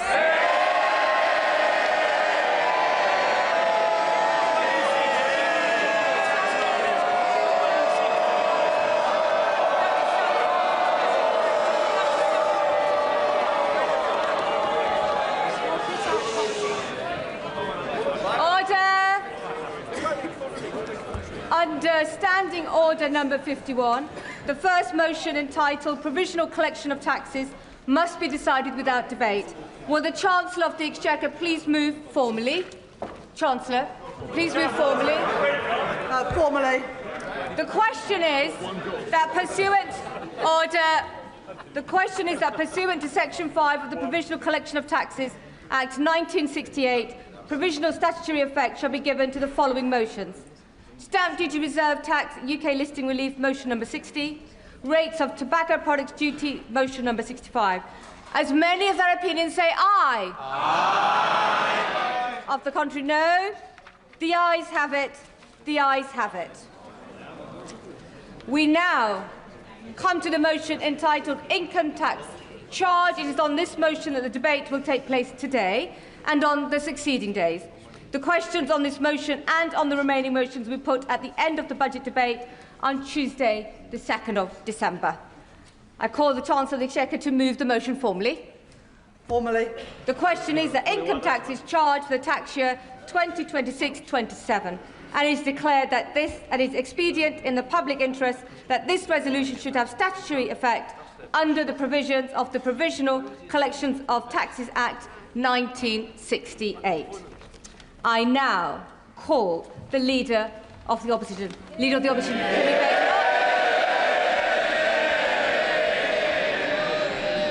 Thank you, Madam Deputy Speaker.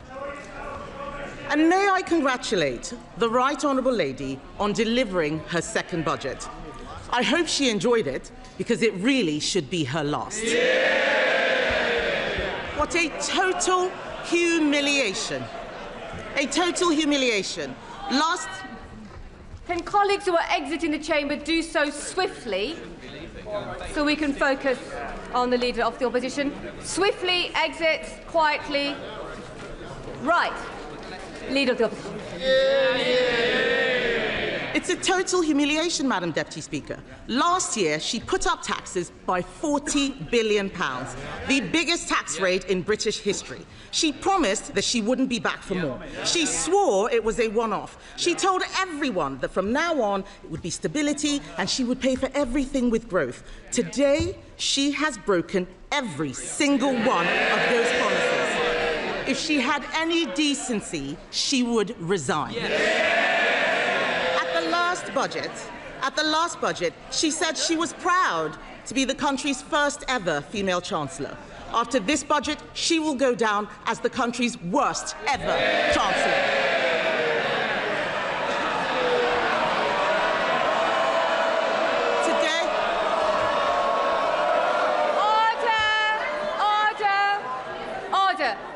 Chief Whip in particular knows that we don't allow clapping in the chamber. Leader of the Opposition.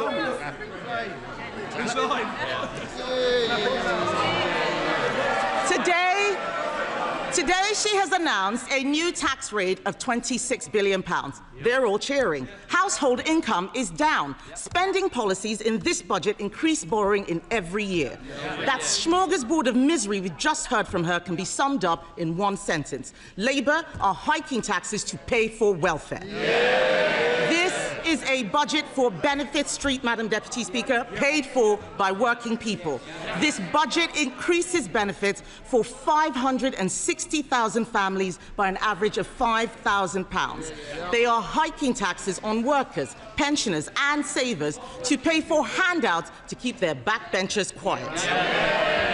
These are the same, yes, they can chanter all they like. These are the same backbenchers, Madam Deputy Speaker, who cheered last year when she taxed jobs and left more than 100,000 people without an income. They cheered because they didn't understand the consequences of what they were doing, and they still don't.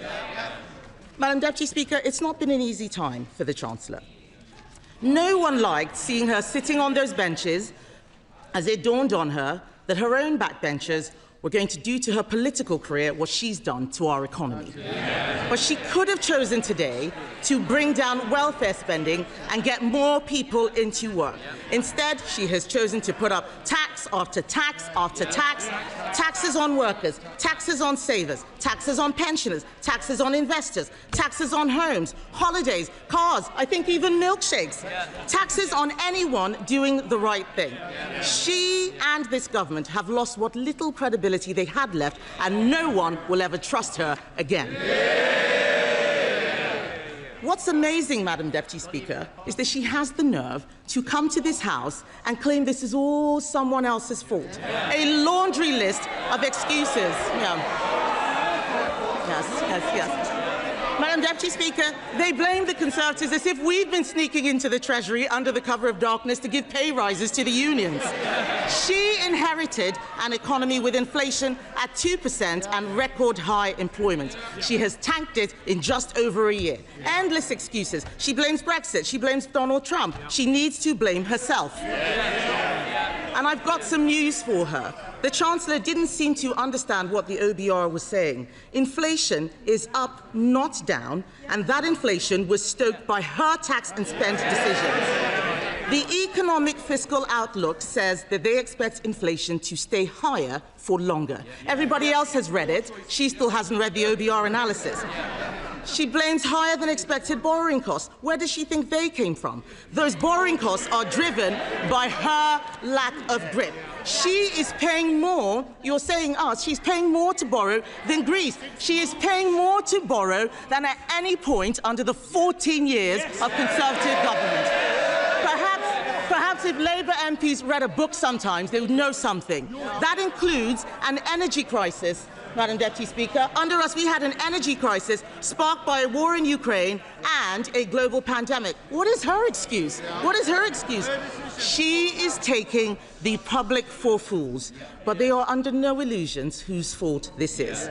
The fact is, the bad choices she is making today, choices to break promises, choices to put up taxes, choices to spend more of other people's money, are because of the bad choices she made at the last disastrous budget. If you want growth, you need to start with knowing what kind of country you want to be and make a plan to get there. Create certainty for the people and businesses who will drive growth. There is no growth and no plan because Labour focused on settling scores and scratching the itches they had in opposition. She promised stability, she delivered chaos. Just look at the circus around this budget. First the leaks, then more leaks to try to undo the damage. Calling panicky press conferences, U-turning on her U-turns, rolling the pitch one day only to plough through it the next. She had the cheek to talk about stability, Madam Deputy Speaker. She has become the first Chancellor in history to release the whole budget ahead of time. This is extraordinary. It tells you everything you need to know about her grip on the Treasury. She's making the UK a shambolic laughingstock to international investors, and if she doesn't resign for breaking her promises, she should sure as hell go for this.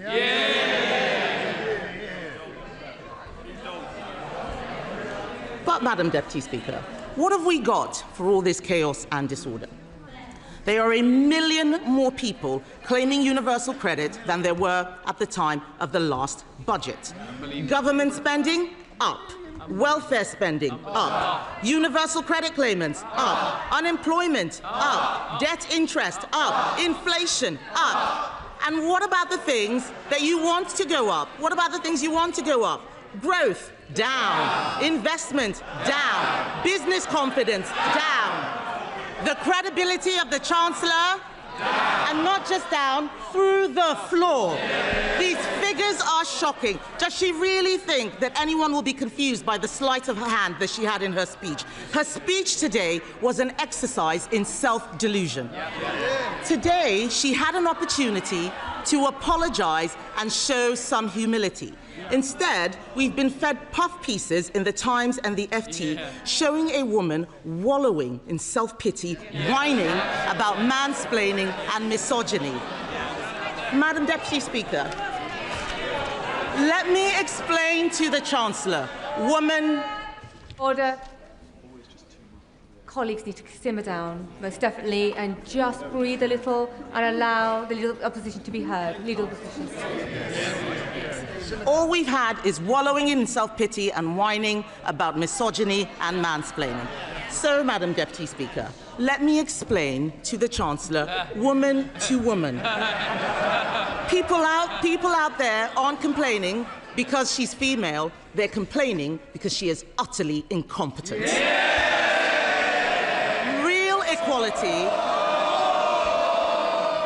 Real equality means being held to the same standard as everyone else.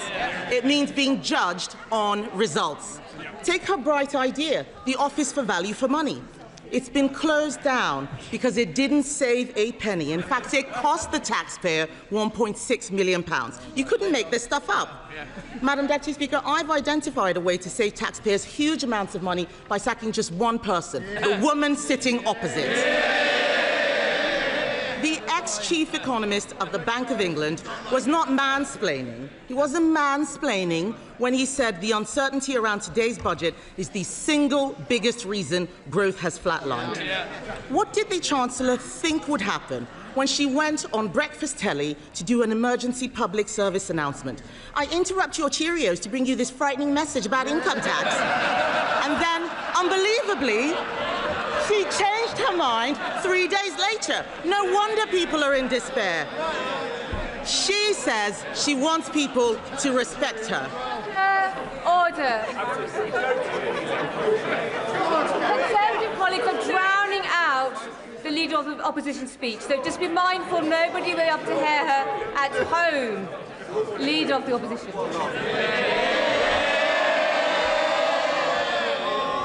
Madam Deputy Speaker, she says she wants people to respect her. Respect is earned.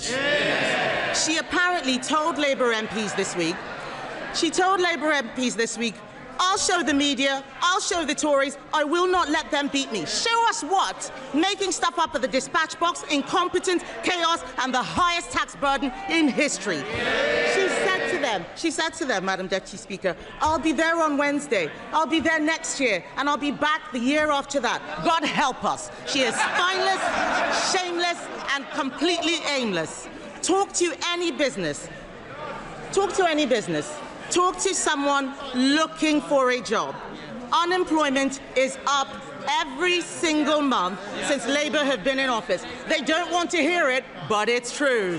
They're shouting and complaining they cannot create jobs. It is the worst year for graduate recruitment on record. Are they proud of this?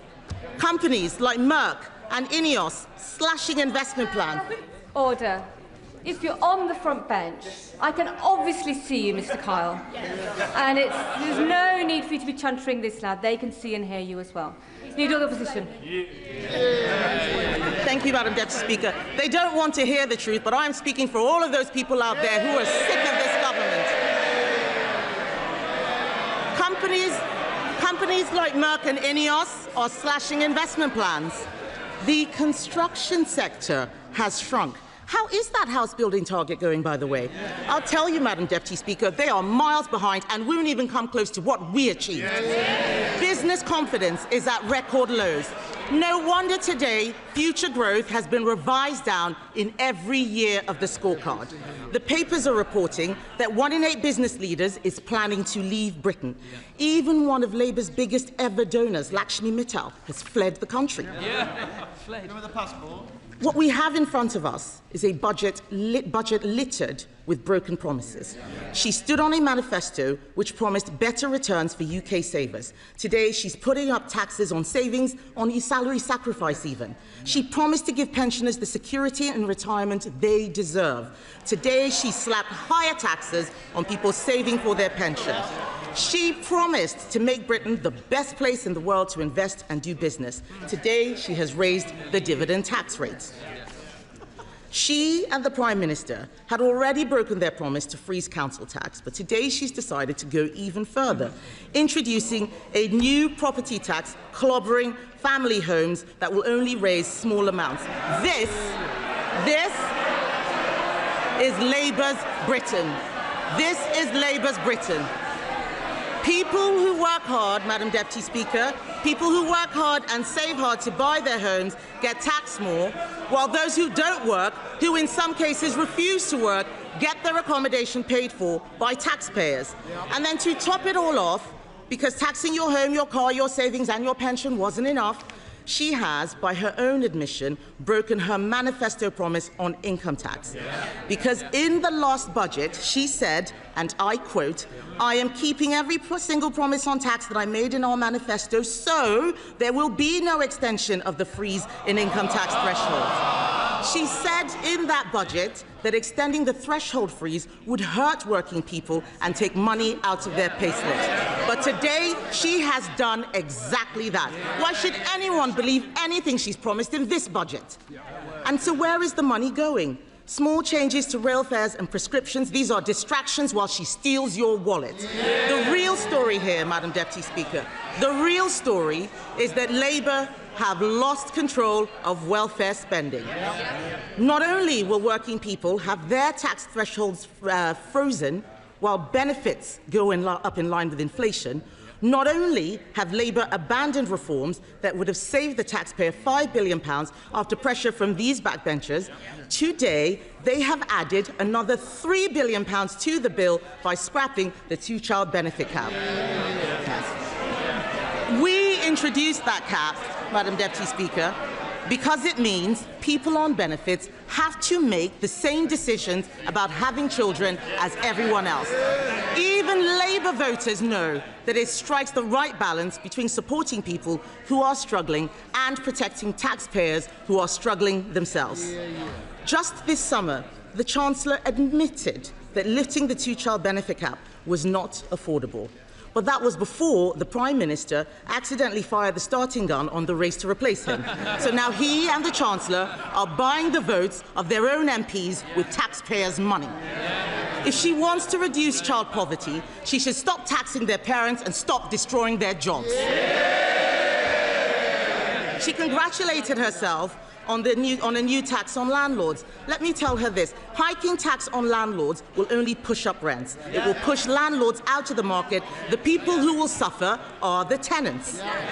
And then she talks about taxes on electric vehicles. These changes will hit rural drivers the hardest, but we know that Labour don't care about rural people. All this budget delivers is higher taxes and out-of-control spending. Nobody voted for this. The Chancellor must take responsibility. She chose to impose the jobs tax, driving unemployment higher month after month. She chose to abandon welfare reform, meaning the benefits bill is spiralling. She chose to spend more and more money she didn't have, leaving taxpayers to foot the bill. She is out of money, out of ideas, out of her depth, and she has run out of road. The country simply cannot afford a Chancellor who can't keep her own promises. Her position is untenable, and she knows it. She's talking to the Chancellor. Is he mansplaining to you, by the way? Is he mansplaining? Do you want some help? Would you like some help? What the Prime Minister should do is grow a backbone and sack her. But he won't, because he knows if she goes down, he goes down with her. So we're stuck with them both, Laurel and Foolhardy. Does she have any sympathy for the people facing Christmas without a salary because of her jobs tax? For the retailers who are suffering sleepless nights because of their plummeting Christmas sales? People out there are crying. Last year, we had the horrors of the Halloween budget. This year, it's the nightmare before Christmas. And as for her, she's the unwelcome Christmas guest, 10 minutes through the door, and she's eaten all the Quality Street, Madam Deputy Speaker.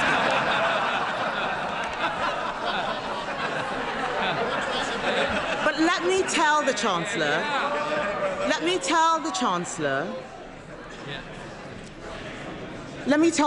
something she has forgotten. Behind every line in today's Red Book is a family, a home, a lifetime of work and sacrifice. People are frightened, and they have every reason to be. The Chancellor has spent the last year terrifying them. Every decision that she and the Prime Minister make puts more pressure on the people who keep this country going. If Labour are the party of working people, why is it that every day under them, thousands more people are signing off work and onto benefits? It's Conservatives who are the party of work. The Labour Party should be renamed the Welfare Party. And they are making a mistake. The British public don't want higher welfare spending. They want people in work providing for themselves. They want to live in a country where hard work pays, where what you put in reflects what you get out. And we agree with them. There is an alternative. We Conservatives have set it out. This budget could have saved £47 billion, including £23 billion from welfare. She could have applied our golden economic rule allocating half of those savings to cutting the deficit and using the rest to cut taxes. Oh, they're all pretending they're not listening. It's the shame of the mess they've made. It's the shame of the mess they've made. Order.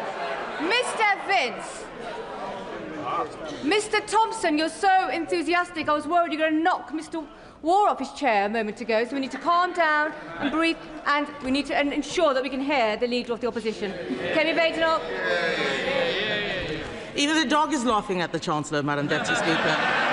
She could have applied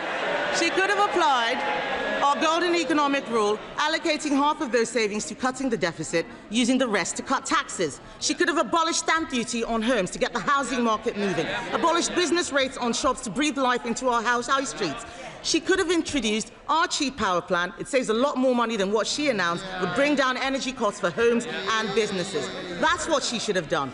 She should be on the side of people who get up and go to work, people who take a risk to start a company, people working all hours to keep their business afloat. She should be on the side of the farmer, trying to hand something over to the next generation. The investor, deciding whether to spend their money in the UK or elsewhere. She should be on the side of the young person, looking for their first job. The saver, doing the right thing and putting money away for a rainy day. The pensioner, trying to enjoy a decent retirement. This country works when you make the country work for them. Only the Conservatives are on their side, Madam Deputy Speaker, and our plan for them is simple. Bring down energy costs, cut spending, cut tax, back business, and get Britain working again.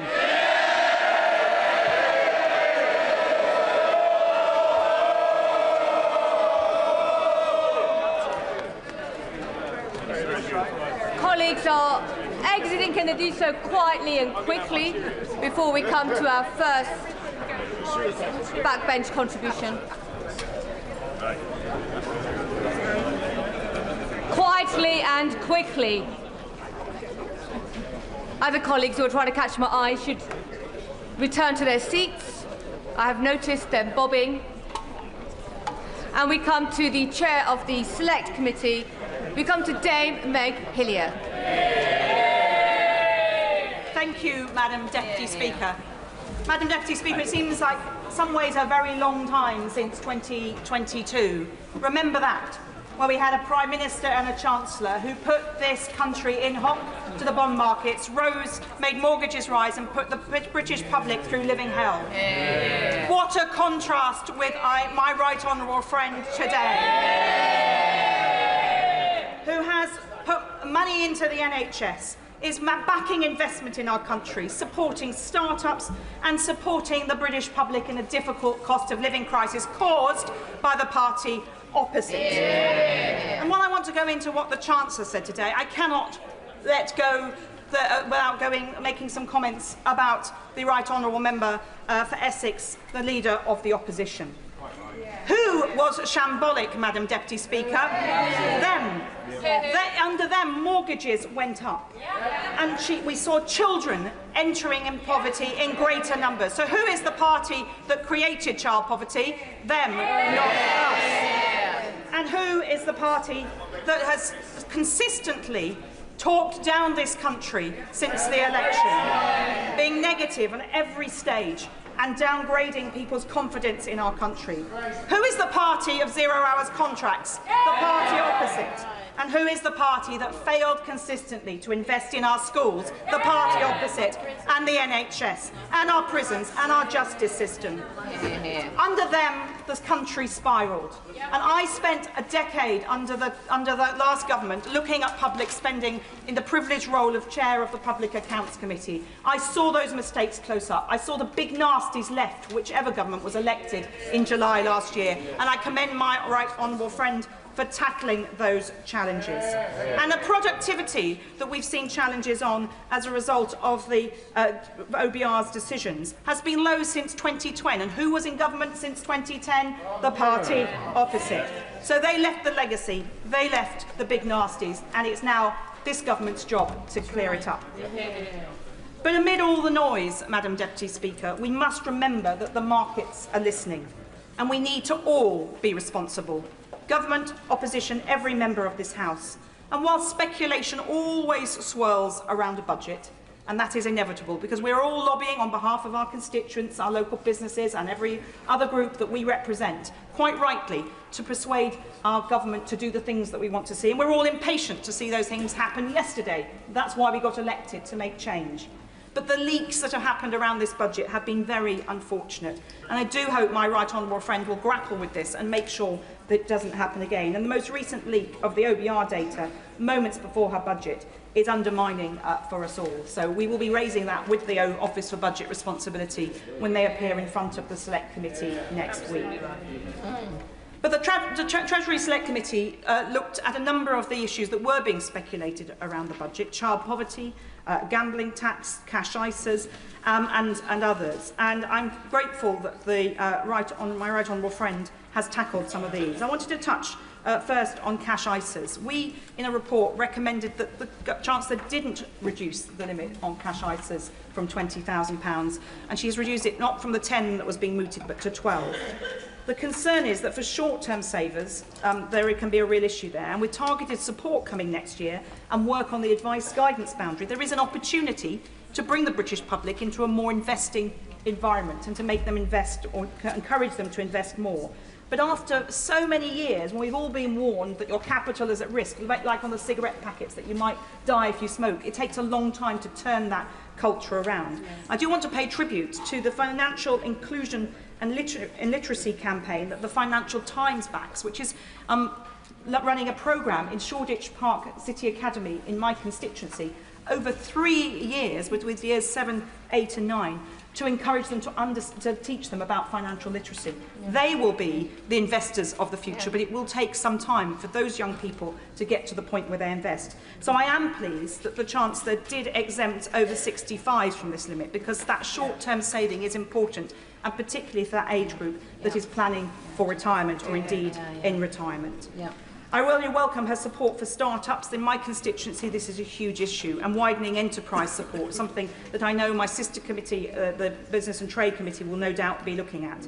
And encouraging companies to list in London, absolutely right. The 3-year stamp duty relief will hopefully be enough to encourage that. We've seen too many companies listing elsewhere, and we need them here in the UK to grow our economy and create those jobs. There's a lot of technical issues around reviews of business tax, which I'm sure we will be looking over. We're putting our slide rule across all of the measures in the budget today. I note that the Chancellor is talking about 4.9% million of efficiencies by government departments by 2031. That is going to be a potential challenge, and so I think the Public Accounts Committee, another sister committee, will no doubt be looking at that alongside the Treasury Select Committee. But I'm really pleased that she's pursuing, giving HMRC more powers to pursue promoters of tax avoidance schemes. We know what the problems have been there, and the Treasury Select Committee has the privilege and responsibility of challenging His Majesty's Revenue and Customs regularly, and they will be in front of us in January, and we'll be able to ask them more about that then. But for me, one of the central planks for me as a constituency MP of why we needed a Labour government, because of what the other party did to children living in poverty. There are 4.5 million children in poverty in this country. That's gone up by almost 1 million since 2012. 2 million of them are in deep poverty, and that's 1 in 3 children living below the poverty line in 2025 in the United Kingdom. Children are sharing beds with their siblings or parents turning up to school tired, and every weekend I visit people in my constituency and I see this challenge. Just last weekend, a woman showed me the bedroom she shares with her now disabled husband because he had a stroke 3 years ago. And she has a curtain between their double bed and a narrow space so her daughter can share their room, while in their case, luckily, they have a second bedroom where her 2 sons sleep in a bunk bed. That is the reality for so many children, and the poverty impacts their learning and their ability to perform in the world. And it is a shameful stain on this country that when this government entered power, the UK ranks 37th out of 39 advanced economies on child poverty. I will certainly go away. Really grateful to it. I agree with everything she just said about child poverty and welcome the lifting of the cap. But is there a little bit of a blind spot for this government on rural poverty? Government figures themselves show by the end of next year the average hill farmer will earn barely just above half the national minimum wage. Is she as disappointed as I am that the government has not tackled this in the budget and indeed got rid of the family farm tax, which is going to tax many of them out of existence altogether?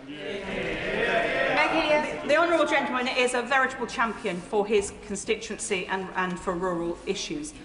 I think there are very big, important changes here in the minimum wage and the living wage, which will have an impact, and there's lots that could be welcomed for rural areas too. But I recognise that his constituency and mine sometimes have very different challenges, and I welcome the fact that he does champion that here.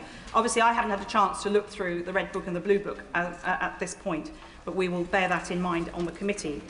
But 70% of children in poverty are in working families. So the idea that the chutzpah of the Leader of the Opposition to stand up and say this is a lifestyle choice for people really makes my blood boil. 60% of households hit by the limit are in work, and 15% of affected families are mothers with babies too young for work. And my right honourable friend said it better than any of us could, the Victorian rape clause, the humiliation that women face, that affects notionally 3,600 women, but we heard evidence in the Treasury Select Committee of women who will not put themselves or their children through that humiliation. And any policy that required a workaround like that is outdated and long needed to be gone. And I commend my right honourable friend. And there's been further investment in young people. Certainly. I thank her for a forensic analysis of our budget, but will she take an intervention from the Leader of the Opposition so she can apologise for this awful policy and its impact? Thank you, Leah. Well, it is interesting that they're doubling down, the opposition is doubling down on this policy, which is humiliating people. And let's be clear, the birth rate in this country has fallen year on year for the last 3 years. It is well below where it needs to be. I think only in Luton is it actually at 2.1%, which is about where it needs to be. Well, actually, it's a bit lower than where it needs to be. This is a real crisis for this country in the long term. So it's absolutely right that my right honourable friend is investing in the future of Britain. These young people may be poor. In my constituency, they're poor, but they are not, no poverty of ambition there. Children I met when I was elected 20 years ago are now doctors, are barristers, are enterprising business people. In spite of the challenges they face, just think about the ones who didn't get there because they didn't overcome the challenges of deep-seated poverty. So we should invest in our young people, and that is what this government is doing, including with the apprenticeships and the youth guarantee and the 9 youth hubs in London, one of which is in my constituency. And I really welcome that my right honourable friend listened to the Treasury Select Committee on the gambling taxation regime. We're a cross-party committee, but we had a unanimous report saying that there was a real issue about the lower tax on online gaming and because of the relative harm that that caused compared to going to the races or popping along to your local betting shop. So I very much welcome my right honourable friend's decision to do that, which is contributing to that, the payment to take out those children out of poverty. I do on the lifetime, the ISA changes. I just wonder, I caution to my right honourable friend that I hope that the Treasury is watching very closely the impact on mortgage lending by building societies, because in the evidence we heard that was a concern. And if we want to get people into their own homes with the building that's going to be going on, we need to make sure that those mortgages are available to them. So I hope that the Treasury is in ongoing dialogue on that issue, despite this change having been made. But we now need to recognise some of the challenges as well about green taxes. And I haven't had a chance to go through the Red Book in the time since the Chancellor sat down. But I very much welcome my right honourable friend's bold and necessary decision to take on the challenge of the reduction in fuel duty as people move to electric vehicles. This has been a point of debate for at least the last decade or so. Certainly on the time that I was on the Public Accounts Committee, we kept challenging the Treasury about how they're going to fill that gap. And my right honourable friend has been bold and right to challenge that. It's a difficult one to grapple with, but she's great that she's done that, and I think we need to be, we'll look forward to hearing more about that. And in terms of supporting people because of the cost of living, the freeze on rail fares, keeping the bus fare cap, these are things that help people get to work. And the ongoing freeze on fuel duty will help with that too. And the increase in the minimum wage and the living wage are vital. In my constituency, some people work 4 jobs over 7 days just to make ends meet. If they're lucky to have a council tenancy, even on those salaries, it's hard to make ends meet.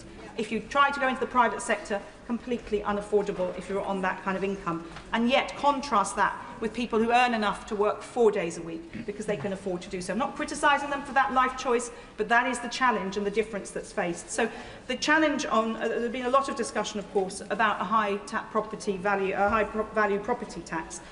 In my constituency, on a rough calculation, around 1% of properties are worth over 2 million in central London. So when the opposition scream foul on this, I think in zone 1 and 2 in central London, right on the edge of the city, 10 minutes from Liverpool Street, around 1% of people will face that surcharge.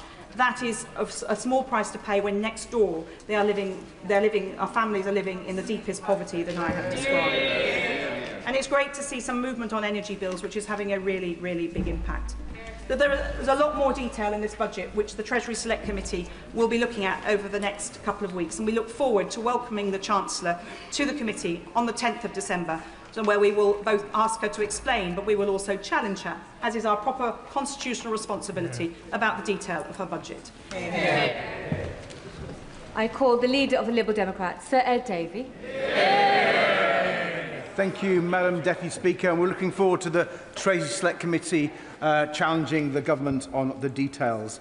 But, Madam Deputy Speaker, this government was elected on a promise of tackling the cost of living and growing the economy, and this is the second budget where it's failed to do either.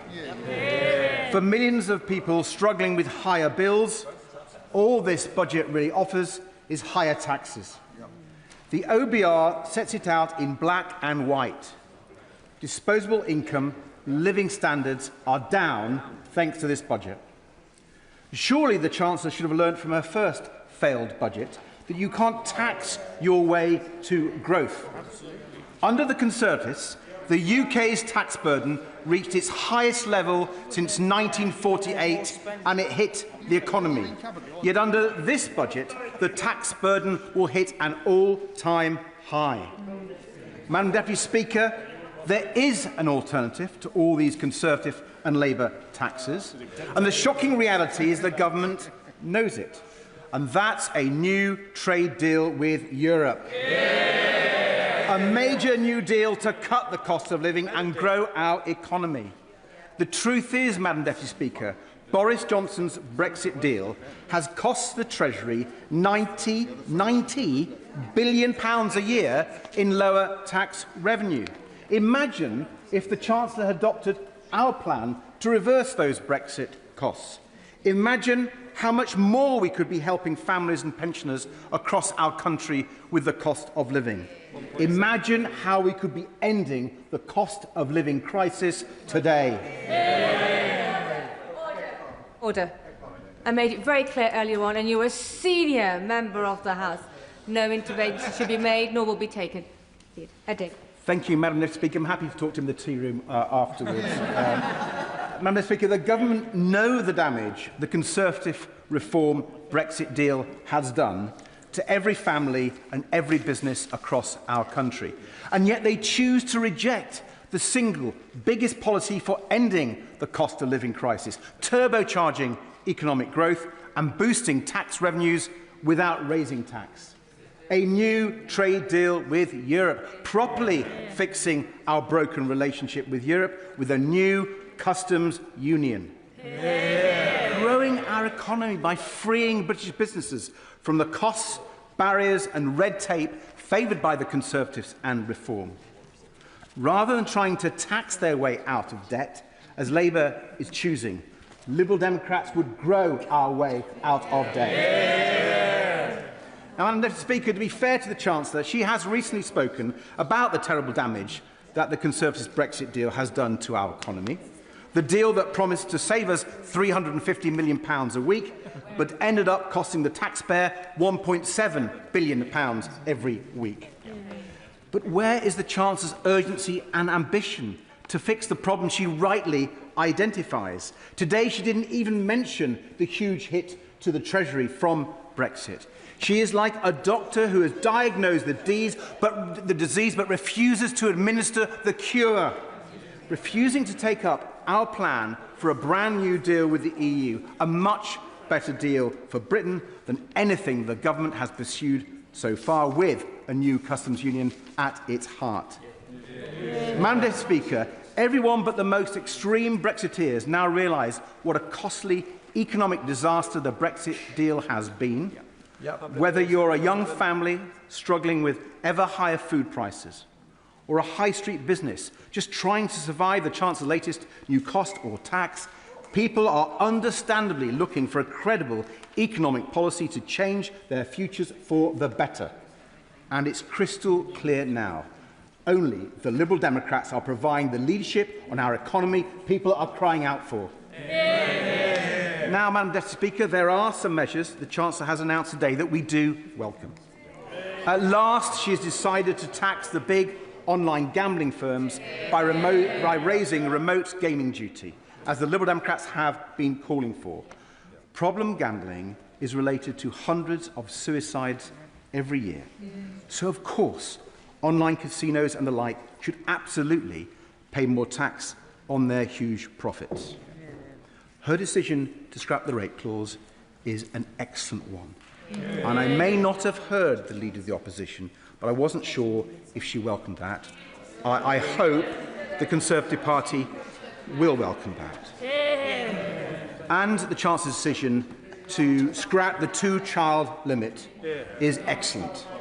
It was in our general election manifesto, and I'm glad that she is now enacting Liberal Democrat policy.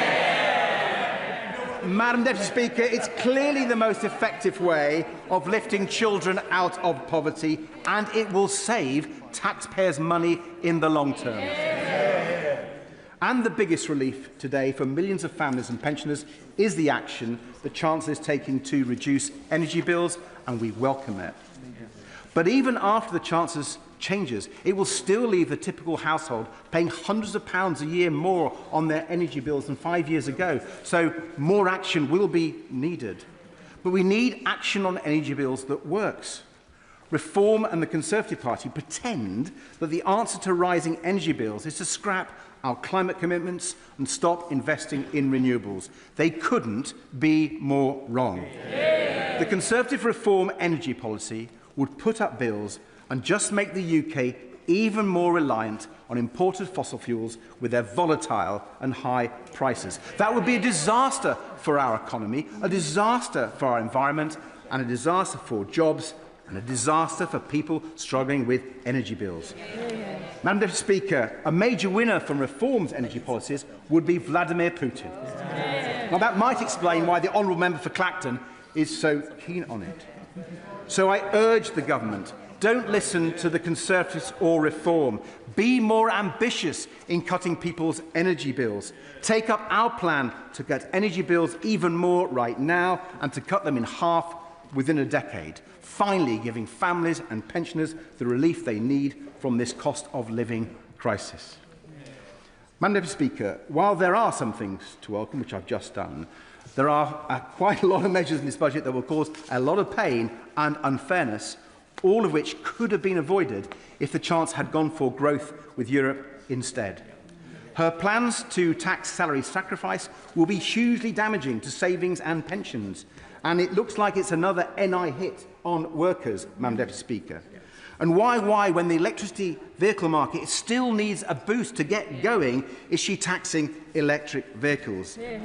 And if she wasn't spending £1.8 billion on digital ID, many of these tax rises would not have been needed in the first place. And her failure to U-turn on the family farm tax is a huge error. Madam Speaker, if the Chancellor was really looking to tax those with the broadest shoulders, then why not put a windfall tax on the big banks who are literally making billions at the taxpayers' expense due to a side effect of quantitative easing? But the worst tax hike of this budget by far, the biggest tax rise of this budget, is the Chancellor's decision to repeat the Conservative policy of freezing income tax thresholds. Freezing these thresholds reduces the amount people can earn tax-free and hits the lowest paid the hardest. But I have to say, Madam Deputy Speaker, hearing the Conservative leader criticise it now rings incredibly hollow. And I think the member for Berkshire was objecting to her comments. the Leader of the Opposition cheered Conservative budgets after Conservative budgets that did exactly the same thing as the Chancellor did, raising taxes on the low-paid. The Conservatives dragged an extra 4 million people on very low incomes into paying income tax and an extra 3.5 million people into paying the 40p rate.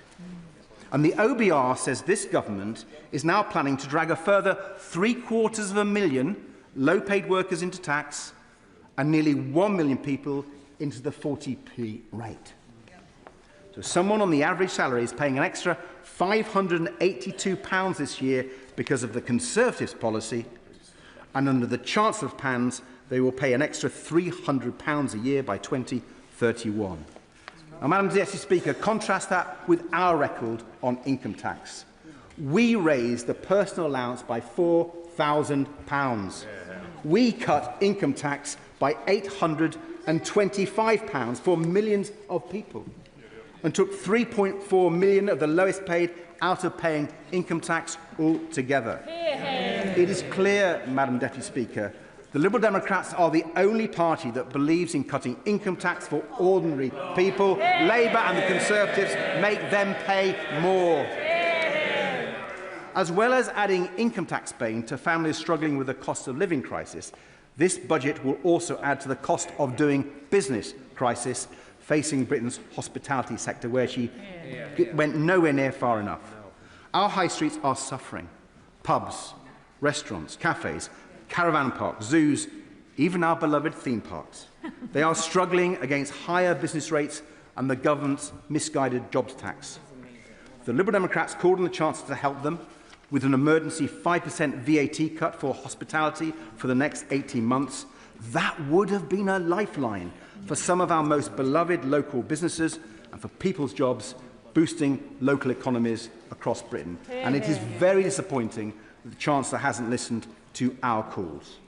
Finally, Madam Deputy Speaker, can I say how disappointed I am with how little there was for carers in this budget? As a carer myself for much of my life, I'm determined to speak up for the millions of carers less fortunate than I am. Millions of family carers and care workers who make enormous sacrifices looking after loved ones.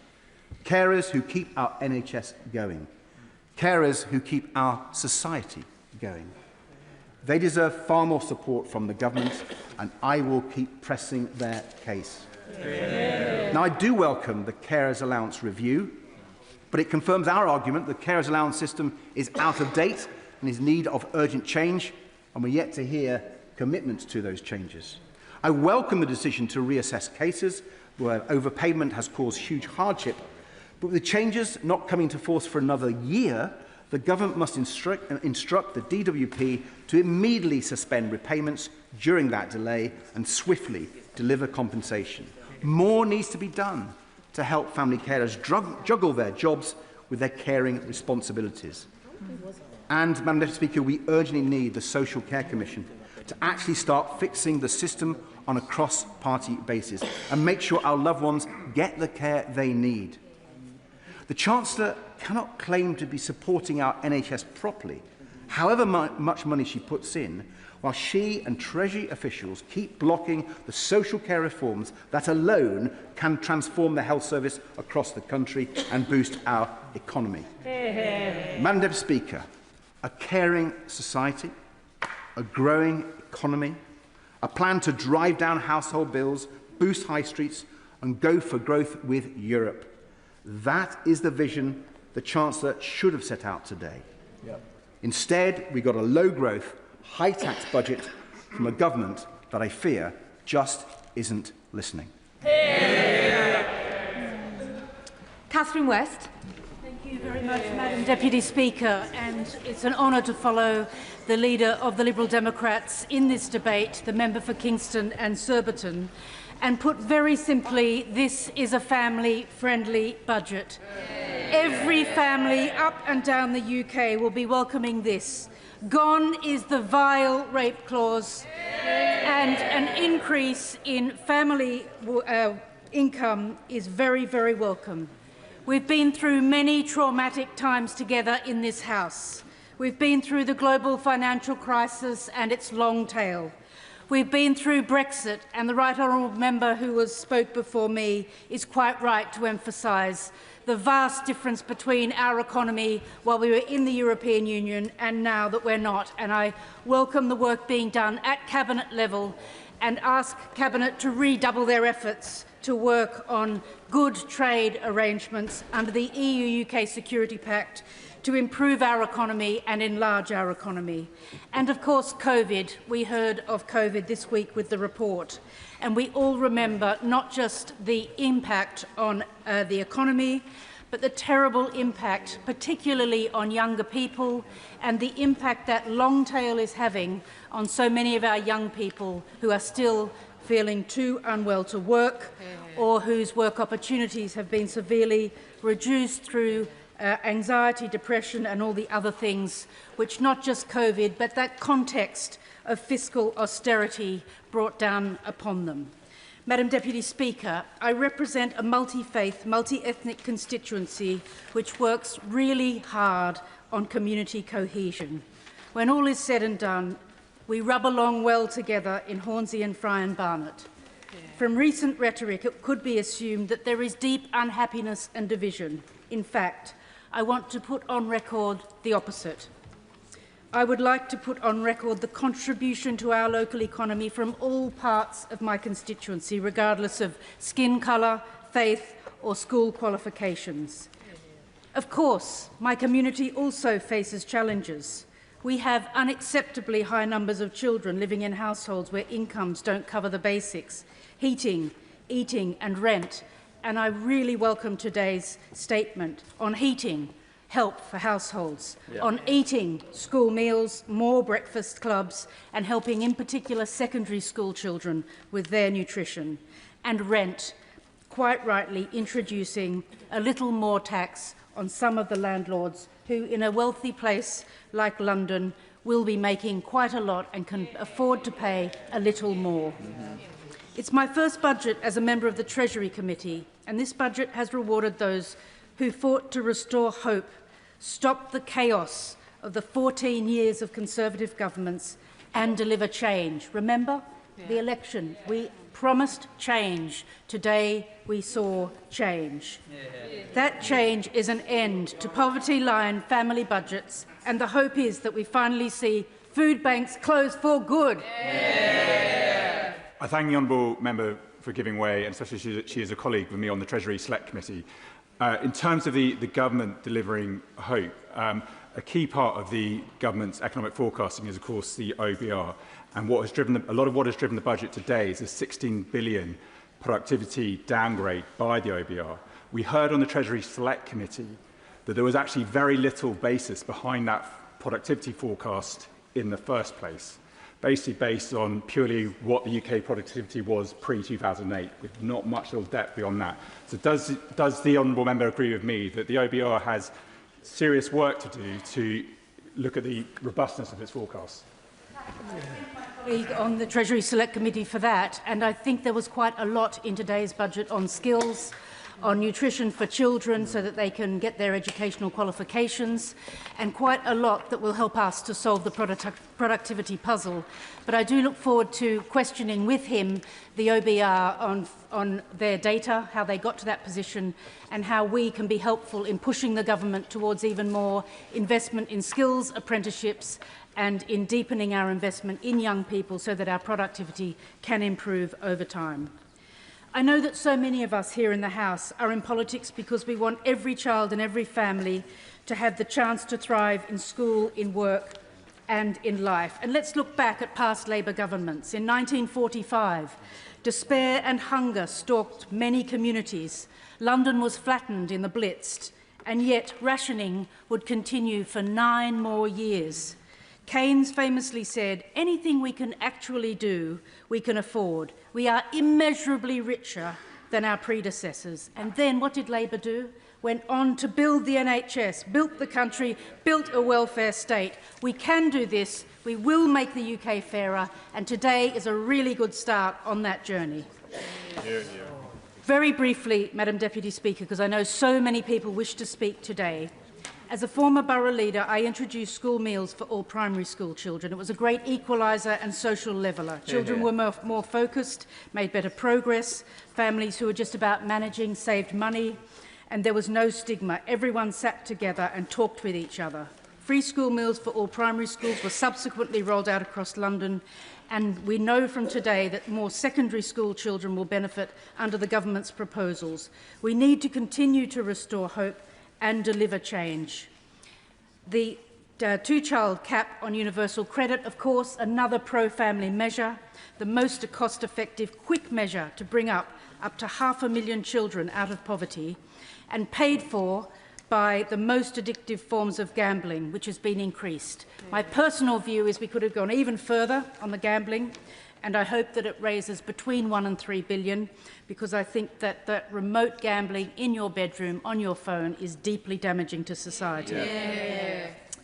The Trussell's September 2025 Hunger in the UK makes for sobering reading.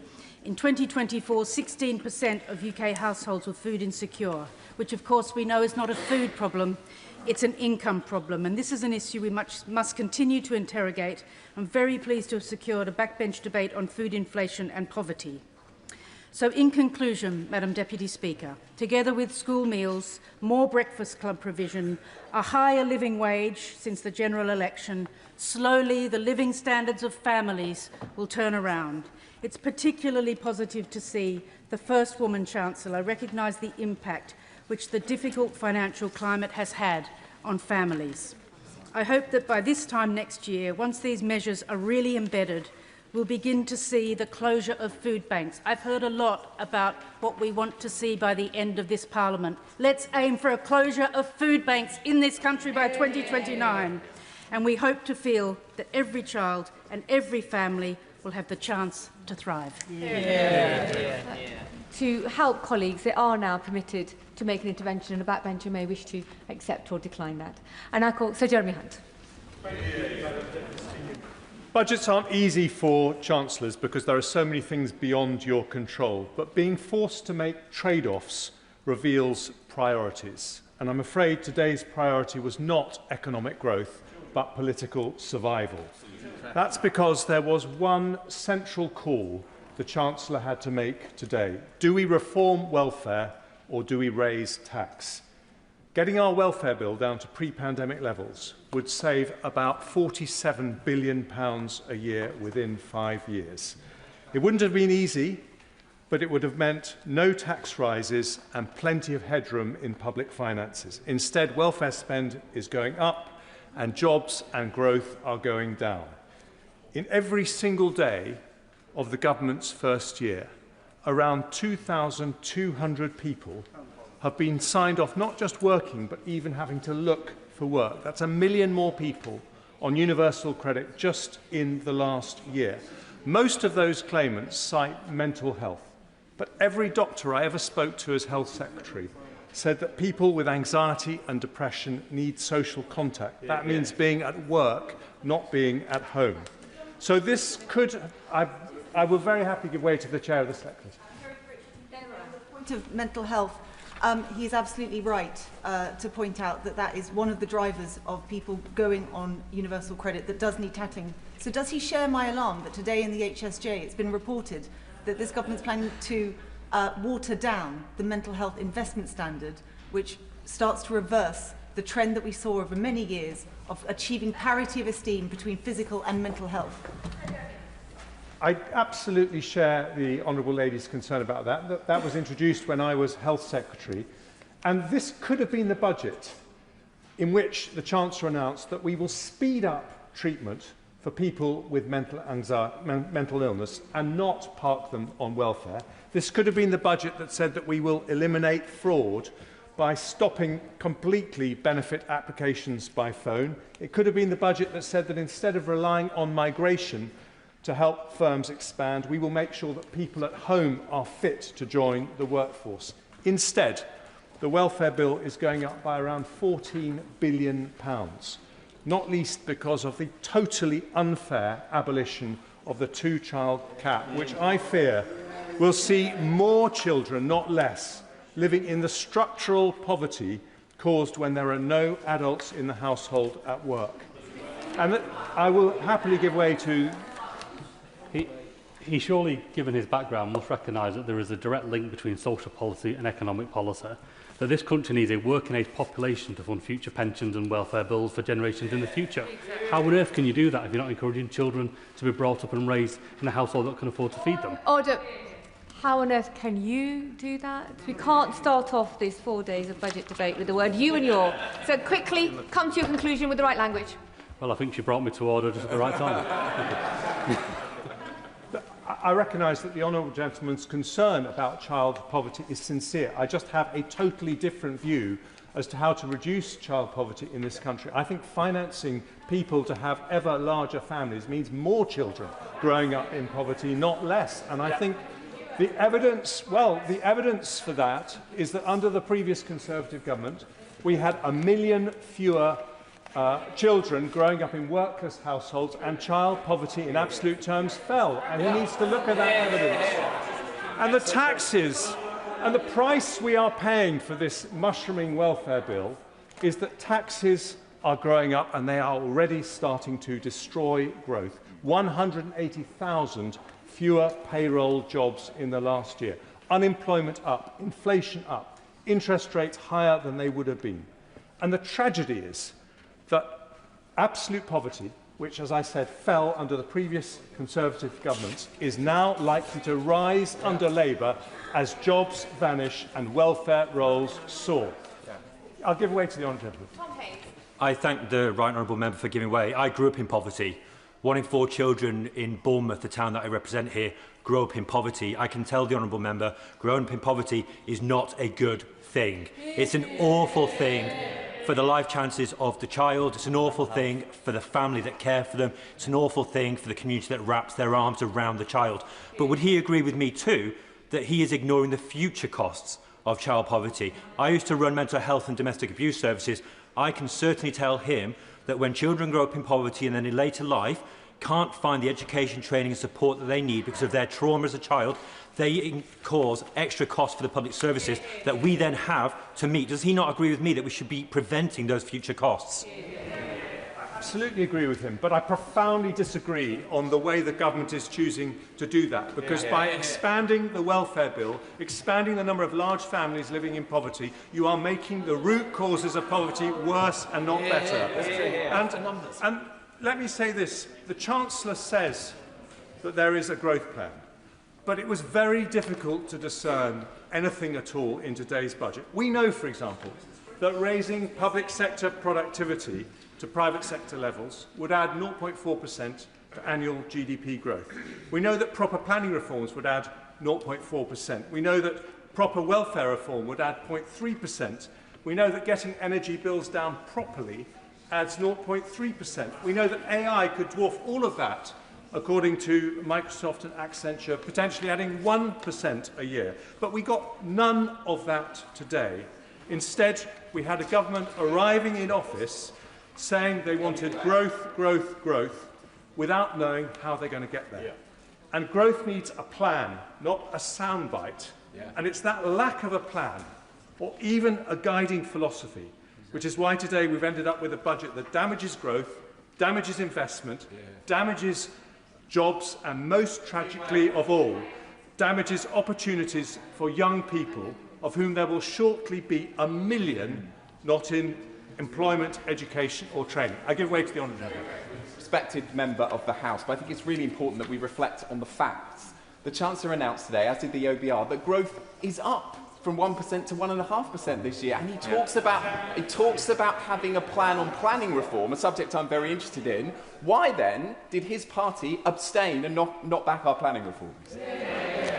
I think he's absolutely right. We should look at the facts, and the facts are very clear that the OBR upgraded growth for this year, and then they downgraded it for every single year of the forecast thereafter, and that is why the overall size of the economy is shrinking as a result of the measures taken by the Chancellor in the last budget, and I'm afraid made much worse in this budget. And I agree with him that we do need to go further on planning reform, but I don't think we have any plan for the government for the really substantive changes that would align incentives between local communities and national government when it gets to, for example, planning approval for big infrastructure projects. And I would cheer from the rafters if we heard that from the Chancellor, because it is urgently needed.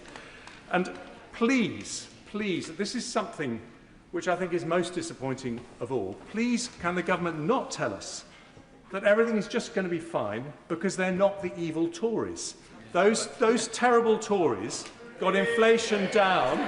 They got inflation down from 11% to 2%. They saw 4 million new jobs in the economy, 4 million new jobs as opposed to nearly 200,000 fewer. They grew the economy faster than France, Germany, Italy or Japan. And they attracted more foreign greenfield direct investment than anywhere in the world apart from China and the United States. I give way to the Honourable Lady. I thank the honourable gentleman for giving way. Could he remind us which government led to 11% inflation? Could he remind us which government crashed the economy? And could he also speak to the 1,970 children, estimated, in Morecambe and Lunesdale who will benefit from the lifting of the two-child benefit cap, and tell them why they should continue to live in poverty? Interventions must be short and to the point, and an actual question or a statement. So, Jeremy Hunt. Thank you. Yes, I'm very happy to tell her which government was responsible for 11% inflation. The Russian government was responsible for 11% inflation, and I will happily look in the eye the 200,000 fewer children in absolute poverty after a succession of Conservative governments because of those 4 million jobs created on our wash. And let me say this, these dreadful Tories increased the number of doctors and nurses in the NHS by a third. Those posh Tories increased standards in state schools to have the highest reading standards in the Western world.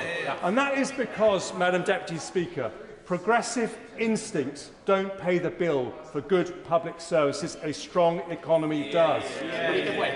I will give way to my friend. I'm very grateful to the right honourable gentleman for giving way. During that period, can you remind the House what happened to the deficit, which was inherited at over 10%? And, maybe we'll just deal with that. Well, absolutely right, because the Chancellor makes a great play of fiscal responsibility. Incidentally, I hope she will correct the record when she said that she was reducing debt, when the OBR's Economic and Financial Outlook says that it's going up from 95% of GDP to 96% of GDP. Exactly. But yes, when the previous Conservative government came to office, the government was borrowing nearly £1 in every 4 that it was spending on public services. We reduced that deficit from 10% to 2%, and the party opposite opposed us every single step of the way. I will give way one last time to my right honourable friend. I thank him for giving way. I couldn't resist, as we're going down memory lane, to remind him when we came to power in 2010, we had a youth unemployment crisis. Youth unemployment plunged when we were in office. Now Labour are back in office. They've imposed the national insurance contribution tax. Youth unemployment is soaring again. Is that not a damning indictment of the party office? Labour legacy. And they might find that difficult to hear from a former Conservative Deputy Prime Minister, but they might want to listen to the Resolution Foundation, which has been saying exactly the same thing on the airways today. It has been, and no one disputes the progressive credentials of the Resolution Foundation, but they have been warning against this rise in the minimum wage and all the extra workers' rights because they say it will lead to a crisis, or it could lead to a crisis in youth unemployment. I don't want to leave the Honourable Lady out, but I promise that will be my last intervention. I thank him very much for giving way. Is the right honourable gentleman proud, and does he find it fiscally responsible that he, in his 2 budgets, left us with the lowest amount of fiscal headroom since the OBR was created, at £8.9 billion in 2024, leaving the current Chancellor and the present Labour government a mountain to climb in order to get us back to £22 billion of solid headroom? I am proud that I dealt with a real black hole of 72 billion, not a fake one of 22 billion in my fiscal events, that I met the fiscal rules every time. And if she's really concerned about that low headroom, why did the Shadow Chancellor at the time, and now the current Chancellor, not object once to the fact that headroom was reduced to that level? I'll tell you why she didn't object. Because if I had left headroom any higher, I would have had to cut spending more or increase taxes higher, and that would have made the recession that we were heading into deeper and worse, with more unemployment, fewer jobs and more poverty. And that's why I'm proud that I took the right decision. But I want to finish with this, if I may, Madam Deputy Speaker, because even now, it may not be too late. A government that tries to do the right thing with the time that it has left is more likely to earn the trust of the British people than one that has given up. Please do not treat government as an exercise in survival. That would be a betrayal. That would be a betrayal of the government's mandate. People with the broadest shoulders, as the Chancellor described them, will be rightly angry today. But the people who depend on public services, people looking for a job, people on the poverty line, they are the ones who need a strong economy more than anyone else. And they will finish today feeling more scared than ever about their prospects. Amina Apongasari. Madam Deputy Speaker, I welcome the Chancellor's budget and its message of strong foundations and secure future. It delivers on the priorities that matter most to my constituency of Erith and Thamesmead: economic growth, lower cost of living, investment in families and a stronger NHS. I also fully welcome the Chancellor's commitment of the DLR extension to Thamesmead, which is on page 65 of the budget. On that point, the Honourable Friend give way? Yep, in a moment. It's a game-changing moment for residents who have waited decades for proper transport links. I give way to my Honourable Friend. Thank you, Madam Deputy Speaker, and I thank my constituency neighbour for giving way. Page 104 of the budget book confirms that capital investment to fix more potholes for the Lower Thames crossing to the east of my constituency and for the DLR to Thamesmead to the west of my constituency. So will she welcome me in for thanking the Chancellor for that support, for that capital investment locally for our constituencies? Thank my honourable friend Betsy in Crayford. We share a similar council, Bexley Council, and I know how important it is to have those potholes, and I also want to thank him for supporting the DLR to Thamesmead. This project unlocks 25,000 to 30,000 homes, and also around 10,000 new jobs, about 11.6 billion economic impact estimated by TfL, as well as a crowd in nearly 18 billion of private investment over 30 years. Transformation of one of London's most underserved communities, and cut commutes by nearly half, benefiting over 500,000 people that live in the area and wider London. This is not just a transport upgrade, it is key to unlocking opportunity and prosperity for generations. It's been a community-led campaign which has had cross-community effort, and I'm proud of the role that my residents have played in getting us here. It has also been a personal priority since I was first elected in December 2019, which I referenced in my maiden speech on the opposite side, and it was also part of my 2019 general election pledge. Peter, my resident, told me last week that he has lived in Thamesmead for over 45 years with promise after promise of a transport hub to London's only postcode without a tube and train station.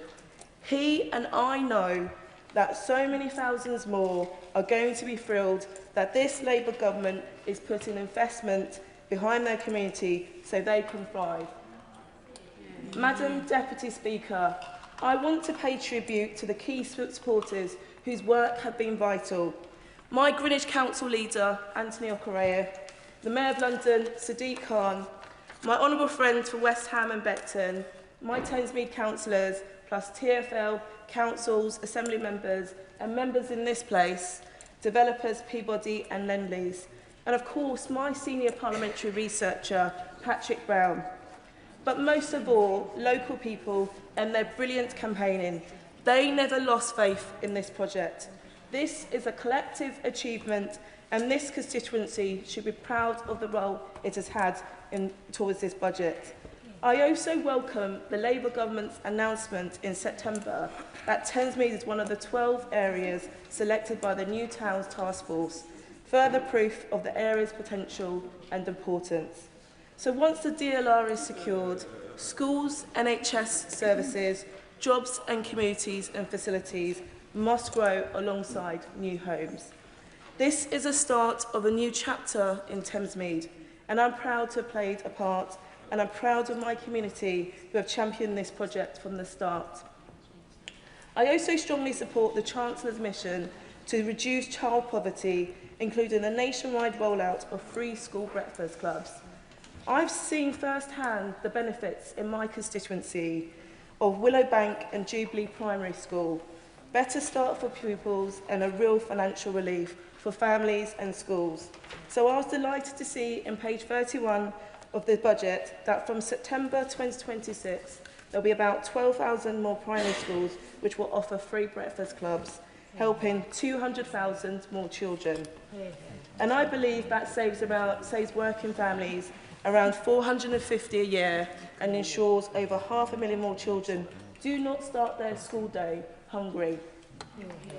I also welcome the confirmation of further investment to cut NHS waiting times, a vital issue for my constituents. And also welcome that today's announcements of the 250 new neighbourhood health, the one-stop shops, bringing together GPs, nurses, dentists and pharmacists under one roof, starting in areas that need it the most. Madam Deputy Speaker, would you like to give way? I'm extremely grateful to the Honourable Lady for giving way. On health facilities, would you share my concern that the only thing with more leaks than the budget run-up period is the roof of Musgrave Park Hospital in my Taunton constituency? And does she agree, would she agree that those hospitals in the second wave and third wave programme for rebuild need interim funding to keep them going in the meantime across the country, including in Taunton Wellington?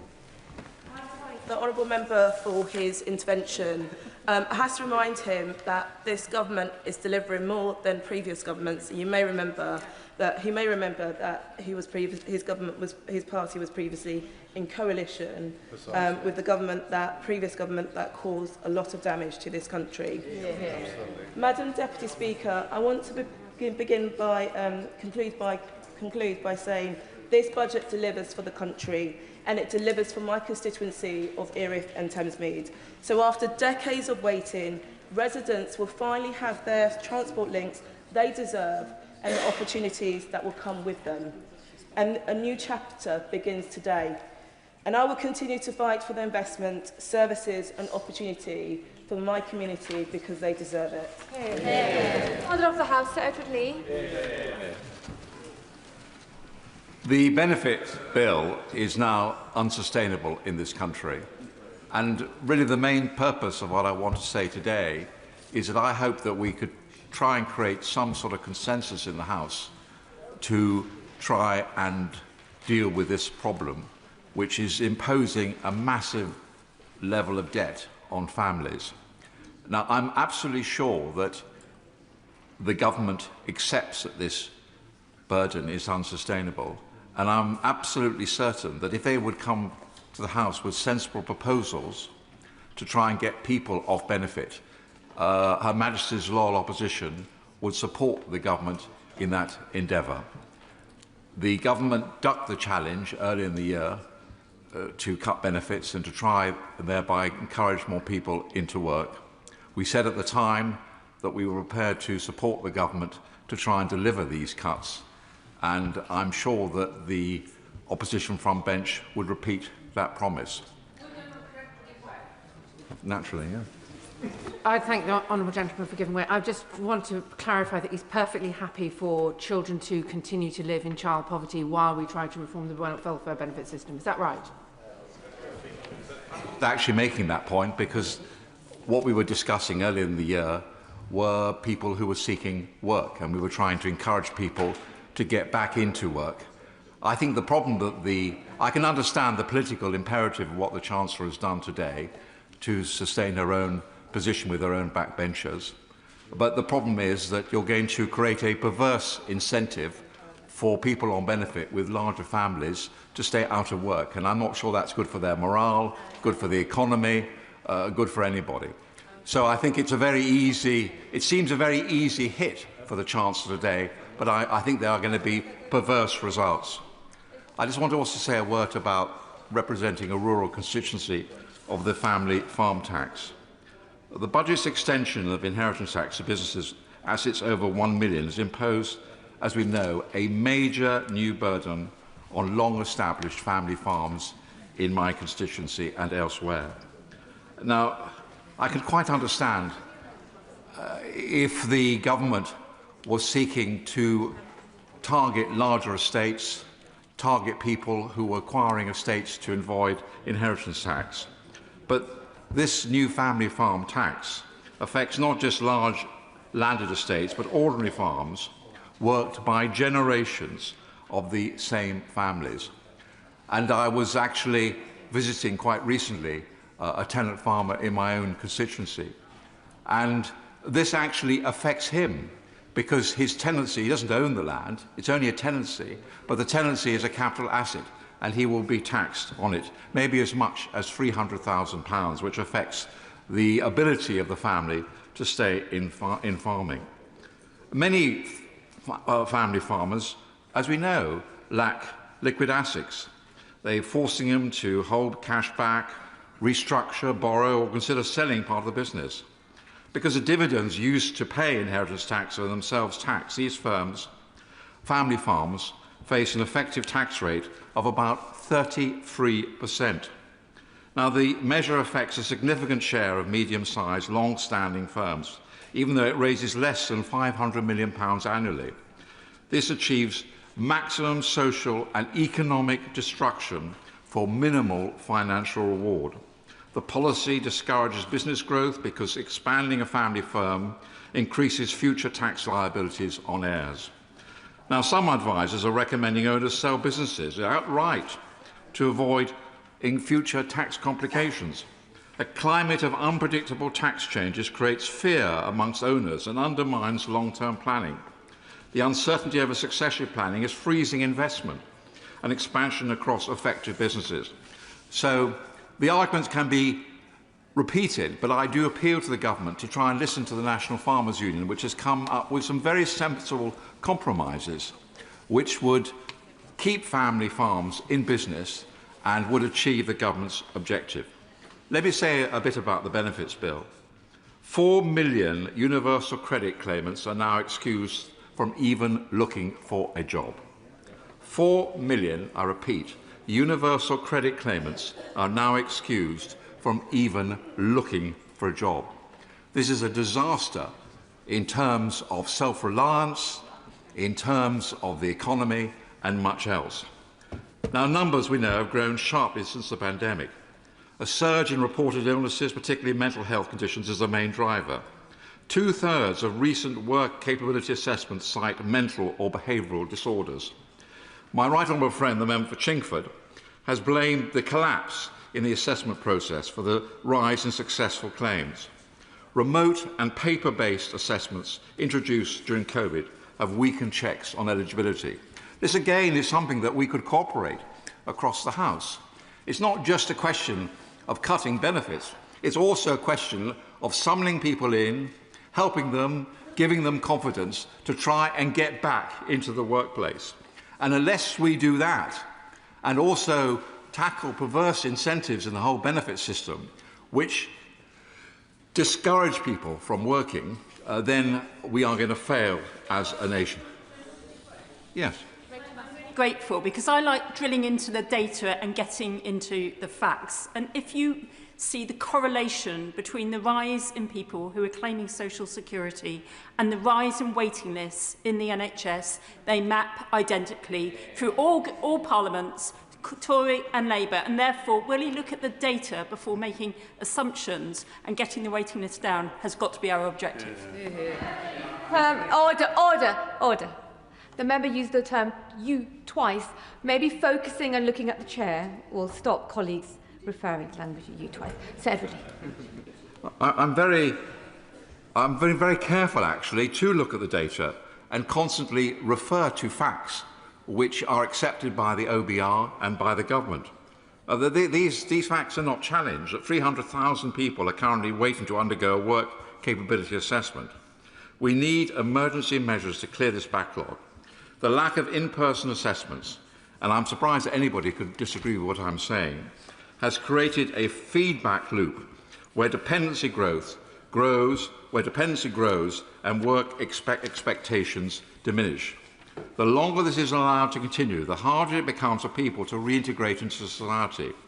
This is a system that writes people off rather than helping them back into employment. And I would have thought we could all agree on that. We must not abandon these people. This is about human dignity. Getting people off long-term benefits and into employment brings significant mental health benefits. It also helps our straitened finances. The cost of sickness and disability benefits is projected to reach £100 billion annually by the end of the decade. Now, some households receive more than £30,000 a year in universal credit alone, with disability benefits payments pushing support well above that. The current system is financially incentivised individuals to demonstrate incapacity rather than engage with work. The government has redeployed, I agree, work coaches to re-engage long-term inactive claimants, but systematic incentives remain unchanged. Failure to tackle long-term benefit dependency impoverishes the nation by increasing fiscal burdens and reducing labour force participation. Now, the Office for Budget Responsibility reports the working age incapacity benefit caseload reached 7% in 2023-24 and is forecast to hit 7.9% by 2028-29. We must stop paying full benefits to young people who are neither working nor studying. These young people should be working or studying. I'll make some progress, if I may. The Centre for Policy Social Justice estimates that by 2026 there will be a gap of over £2,500 between earnings and combined benefit income for under 25s. So I could go on making these arguments, but I'll just proceed to the next part of my speech on immigration. I accept that the greatest failure of our last government was immigration. The 21 to 2024 Boris wave, and I admit it and I apologise on behalf of my government, allowed... I don't know why shouldn't I apologise? Why shouldn't I be honest? Allowed well over 4 million non-UK migrants into the country. Many of these will soon qualify for indefinite leave to remain. ILR grants access to benefits and public services on the same basis as citizens is destroying financial incentives. The scale of this is financially significant. Now, the Home Secretary, I agree, has announced some sensible moves, and I supported her when she came to the House. For example, extending the standard qualifying period for ILR from 5 years to 10 years.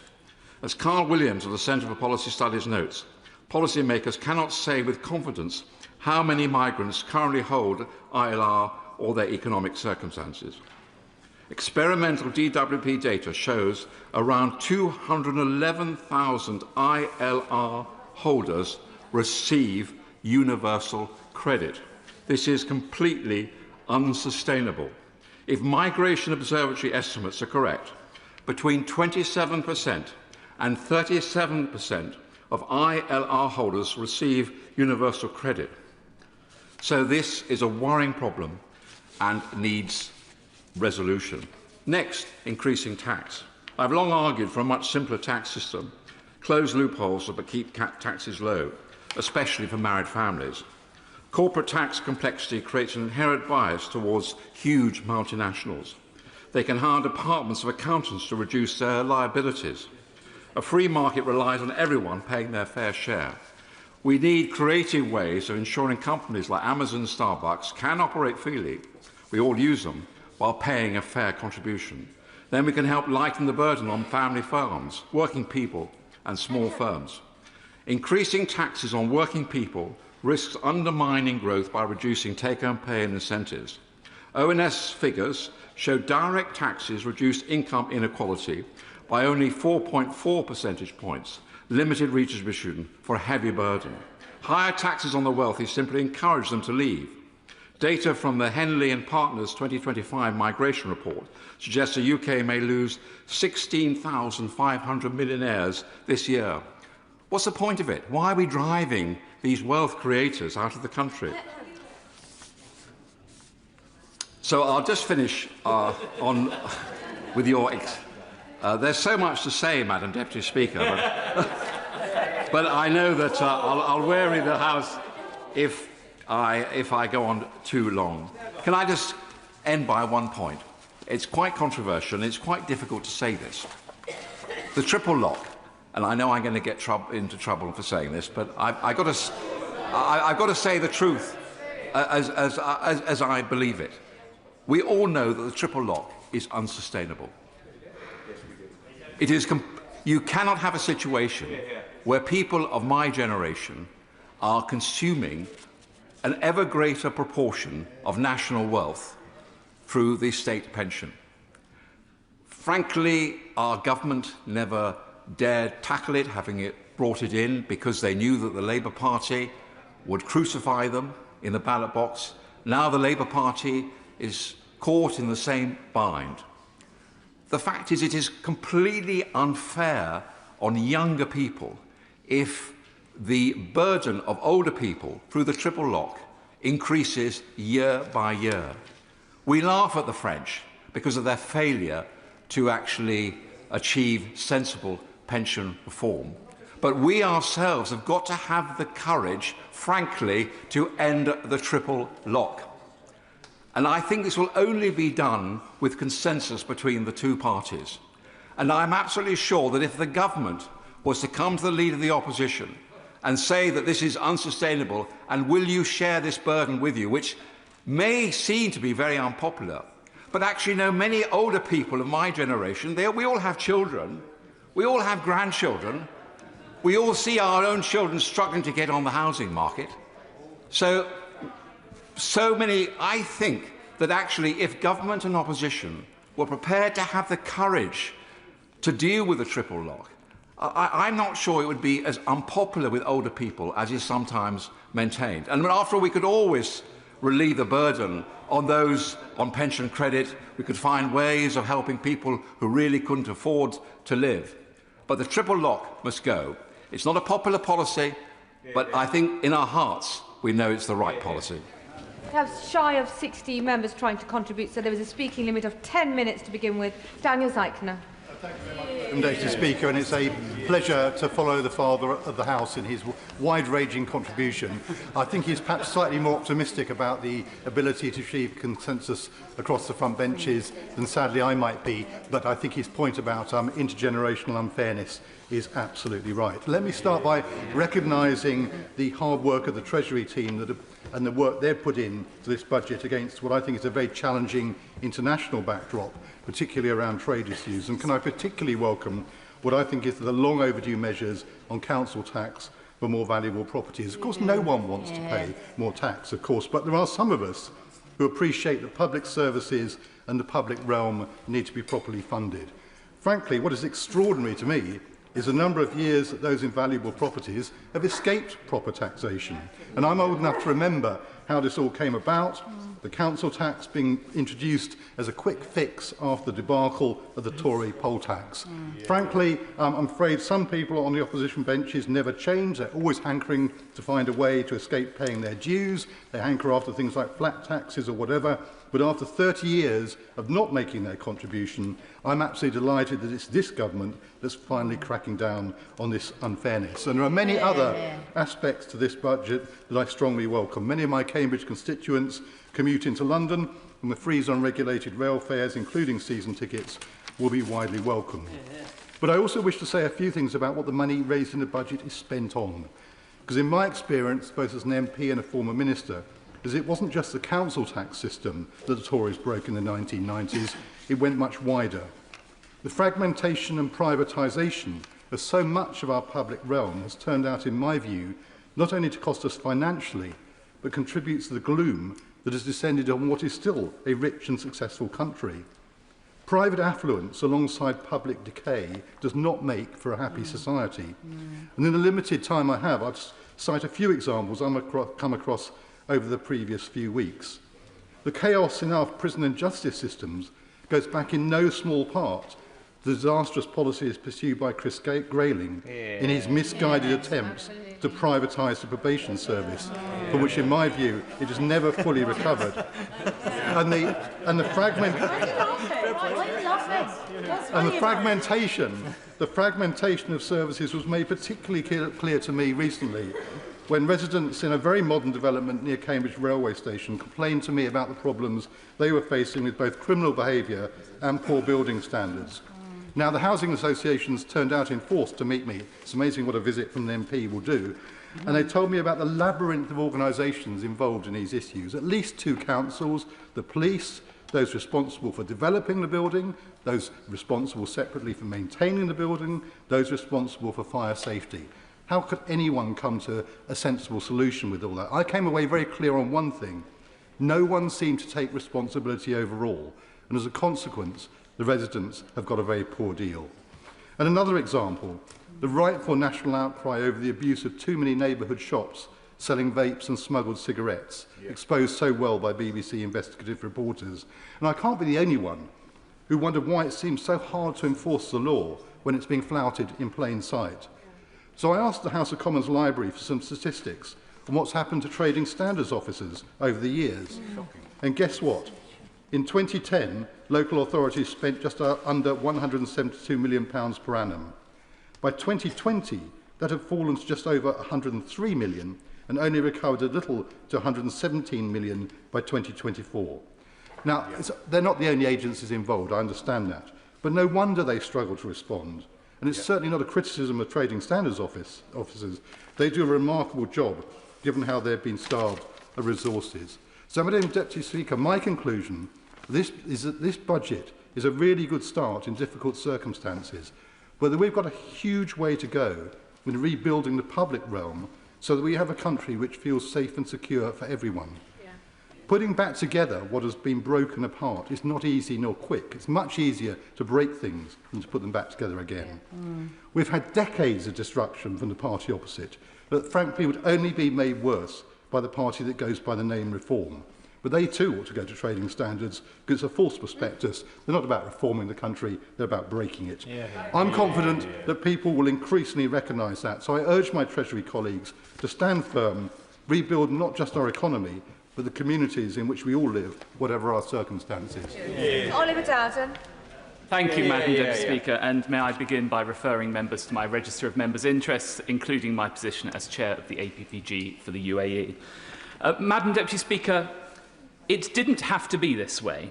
The roots of this budget and its failure began with the last one. It began with the unnecessary delay and scaremongering before that budget, which in turn frightened consumers and scared businesses off of investment. And then in turn, when the budget was announced, the Chancellor made 3 key errors. The first thing she did was to choose to tax probably the worst thing in terms of jobs and growth by putting up national insurance contributions. She chose to drive human capital and financial capital away from the United Kingdom with the abolition of the non-dom tax status, and she chose a totally unrealistically low level of fiscal headroom, which meant that by the time the Chancellor sat down, markets were already preparing for the next round of tax rises, and this sense only grew with the U-turn on welfare reforms. And the problem is, the government is making exactly the same mistake all over again, with the litany of leaks culminating in the extraordinary position of the OBR publishing the entire content of the Chancellor's budget before she even stood up, rendering the entire speech meaningless. And now, in turn, this budget demonstrates a simple and clear choice: higher welfare paid for by higher taxes.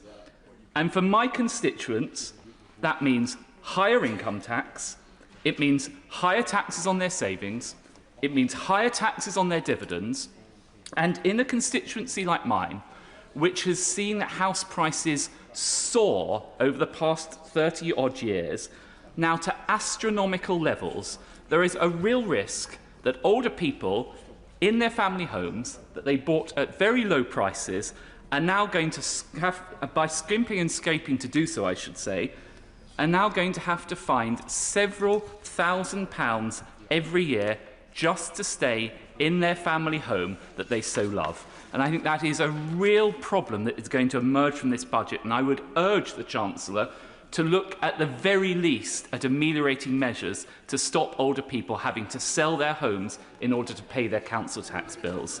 But beyond this, there lies this strategic choice. And we all know exactly what has happened. The Labour leadership has watched in fear as its vote hemorrhages to the left. This budget is all about shoring up Labour's tax base.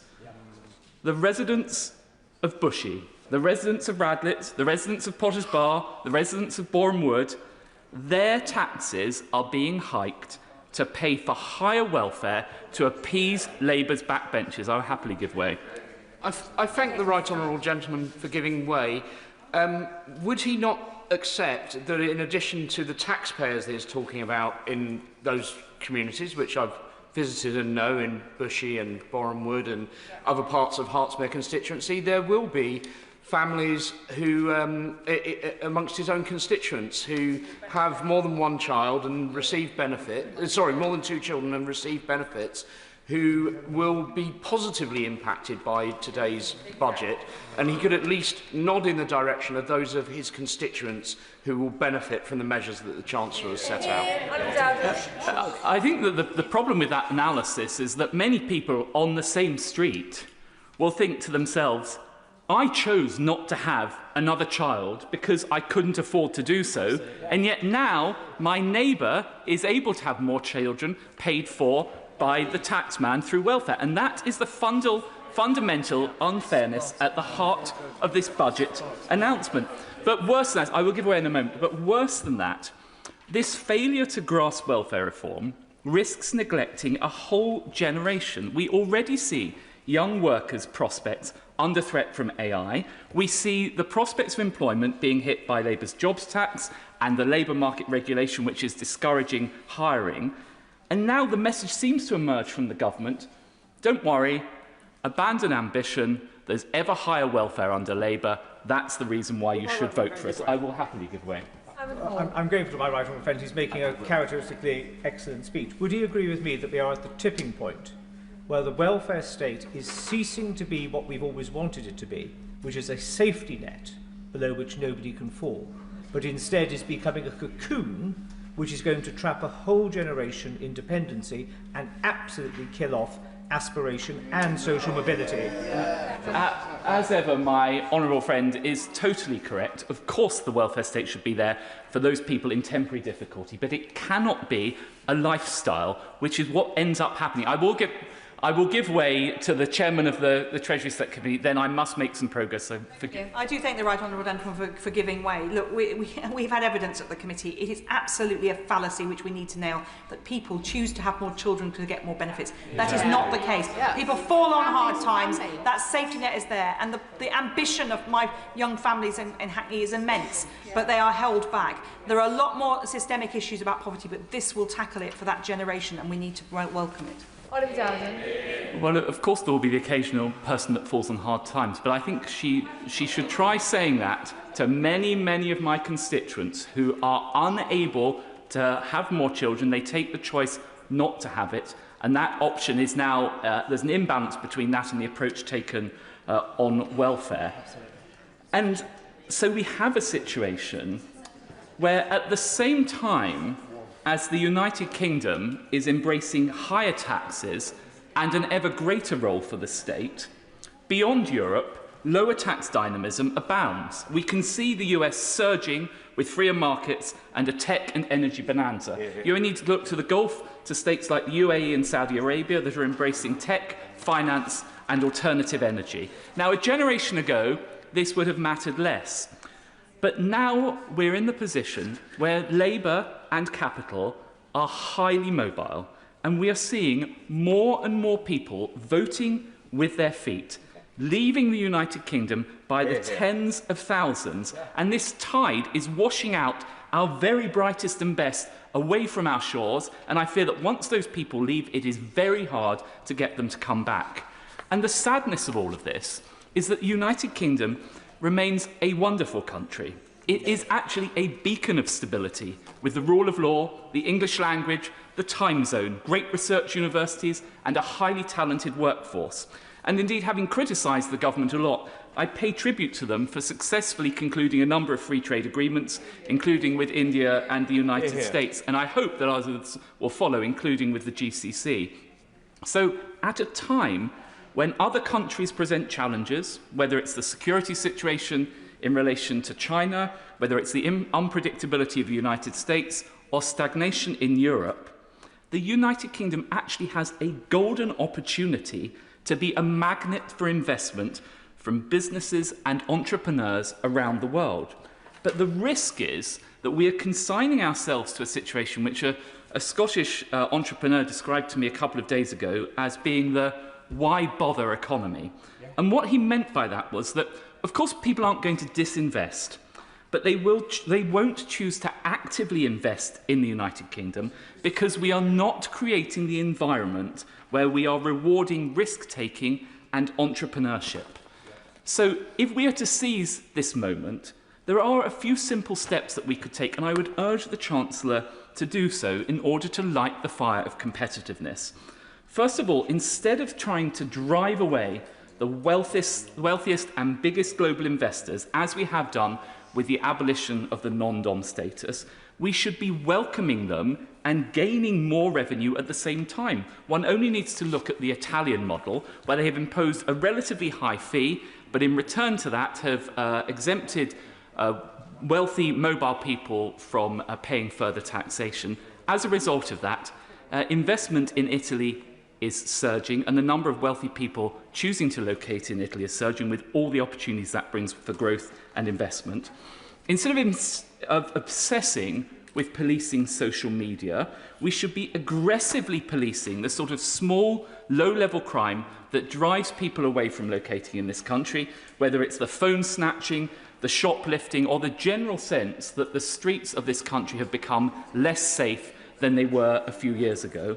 And instead of clobbering entrepreneurs, wealth creators, and hard-working Brits with ever higher marginal rates, we should have the confidence to believe that lower marginal rates generate higher revenues in the long run and benefit absolutely everyone.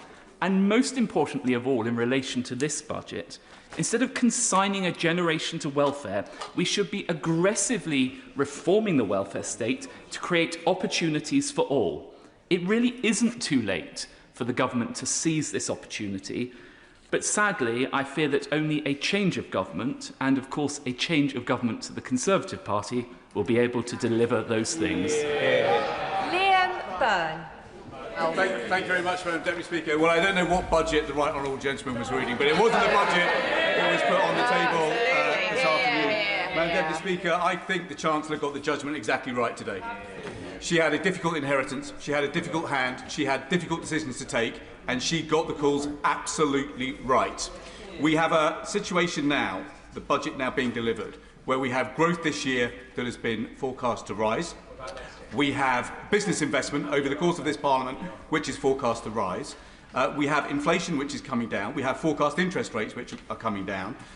We have energy bills for our constituents, which are coming down. Yeah. And we have child poverty, which is actually set to collapse. That is 8,900 people in my constituency who will be better off because of this budget, a Labour budget, which is delivered by a Labour Chancellor this afternoon. Now, Madam Deputy Speaker, as you know, I've been in this House for 21 years. I have sat on both front benches. I have sat on both sets of back benches. And so I've come to see, over the years, the selective amnesia which somehow bedevils debate in this place, and the problem of unreliable narrators. But I have to say, I have never seen amnesia on as epic a scale as I heard from the Leader of the Opposition today. Now, I think it is quite well established, Madam Deputy Speaker, that back in 2010, I thought the numbers were a little bit tight. I thought difficult decisions were going to be needed, which is why we left a judiciously balanced budget, 2/3 spending cuts, 1/3 tax rises, that would have halved the deficit in 4 years and brought debt borrowing down by 2016. That, of course, was not the strategy that was pursued by the last government. And what is the difference that that made?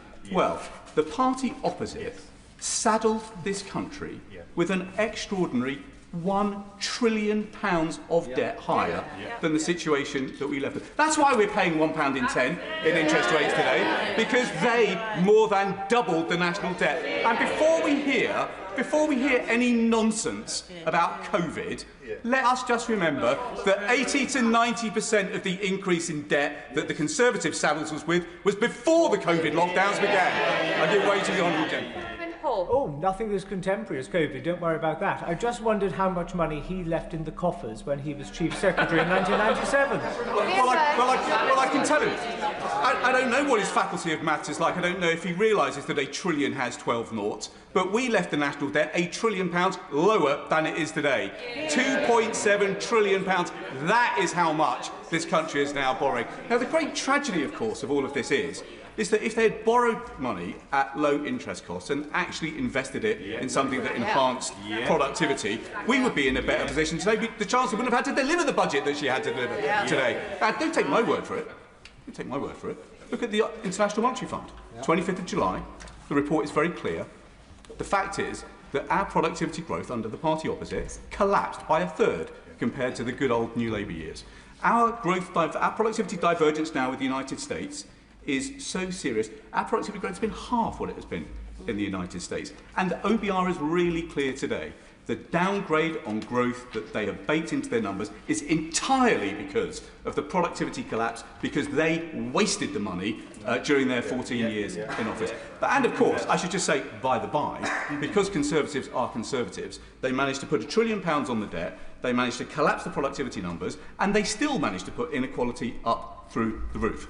That is why we had all had in our constituencies food bank queues that we will never forget. I will never forget, for as long as I live, the phenomenon of collecting food in inner city Birmingham because our food banks had run out of food. I will never forget the children at Adderley School who were literally helping restock our food banks by taking penguin bars out of their lunch boxes to put them in food collection crates so that their classmates didn't go hungry at lunchtime. That's the reality of the child poverty legacy that this party left us with, and that is the legacy that the Chancellor got to grips with today. So, Madam Deputy Speaker, we look forward on our committee to scrutinising the proposals that have been laid out today. We have been travelling the country over the last couple of weeks, talking to business about what they wanted out of this budget. And there were three things that were very clear. What is extraordinary about this country? These are aisles of wonder. We now stand on the threshold of an extraordinary new era of innovation. This is an extraordinary country. We are an inventive country. We have been since the Industrial Revolution started in Birmingham back in 1761. But that is going to be as of nothing compared to what is about to unfold in this country. And we are at the front of the grid in the race for the 21st century. But we need to mobilise capital on a completely new scale. And that is why certainty for business was so important. So I welcome the fact that the headroom has been put up to £22 billion today. I welcome the Chancellor is ending this biannual circus of fiscal speculation by having one forecast a year. I have to say to the House that I seriously think that Mr Hughes needs to consider his position. The fact that we have had a leak of the OBR forecast before this House got to debate the budget, I think is appalling, and it has bedevilled us, this uncertainty. Now, alongside that, we have got to step up the mobilisation of capital on a completely different scale. I will in a moment. That's why I absolutely welcome the package that the Chancellor has set out today to mobilise investment capital in a completely radically new way. The expanding of EMI, the boosting of VCTs, the UK listing relief, that is almost £3 billion worth of extra incentives for our entrepreneurs in this country. That is a game changer, not just for start-ups, but for scale-ups who are trying to make sure that we end this craziness of brilliant people in this country, brilliant inventors in this country, starting new businesses, growing it nicely, and then getting snapped up and shifted out to the United States. We have to make sure that we are growing and fostering more big, global dominating companies here in this country. So I welcome the way the Chancellor lent in behind those firms today. But the third thing, Madam Deputy Speaker, that we've got to do is to improve the return on investment of investments made in this country. So that means a couple of things. It means bringing down energy costs radically. We didn't have a business energy cost scheme scored in the budget today, but that is because I know the government is now out to consultation. Every single member of our committee would implore the government to do whatever it takes to make sure business energy costs in our country are internationally competitive. It is wrong that firms like Nissan say to us that their energy costs up in Sunderland are the most expensive energy costs of any Nissan plant in the world. We have got to bring business energy costs down. But the message alongside that we hear from small business in particular is that we have also got to bring down business rates. So, looking at the policy decisions in the scorecard, that looks like about a £4.2 billion subsidy to help bring business rates down. That should mean that we have the lowest business rates that we have seen in this country. That is a very good thing. But where I would urge the Chancellor to go further is in making sure that we actually cut the costs of red tape in a really bold and radical way.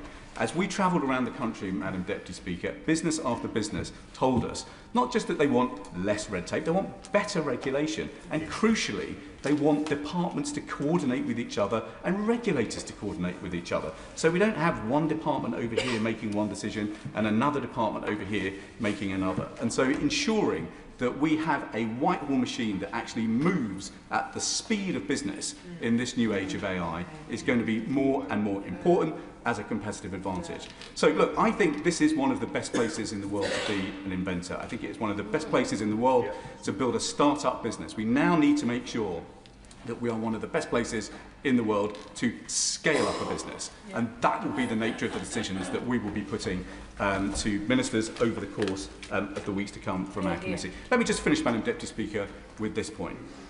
The thing that shone through from the statement from the Chancellor today was one thing above all, and it was ambition.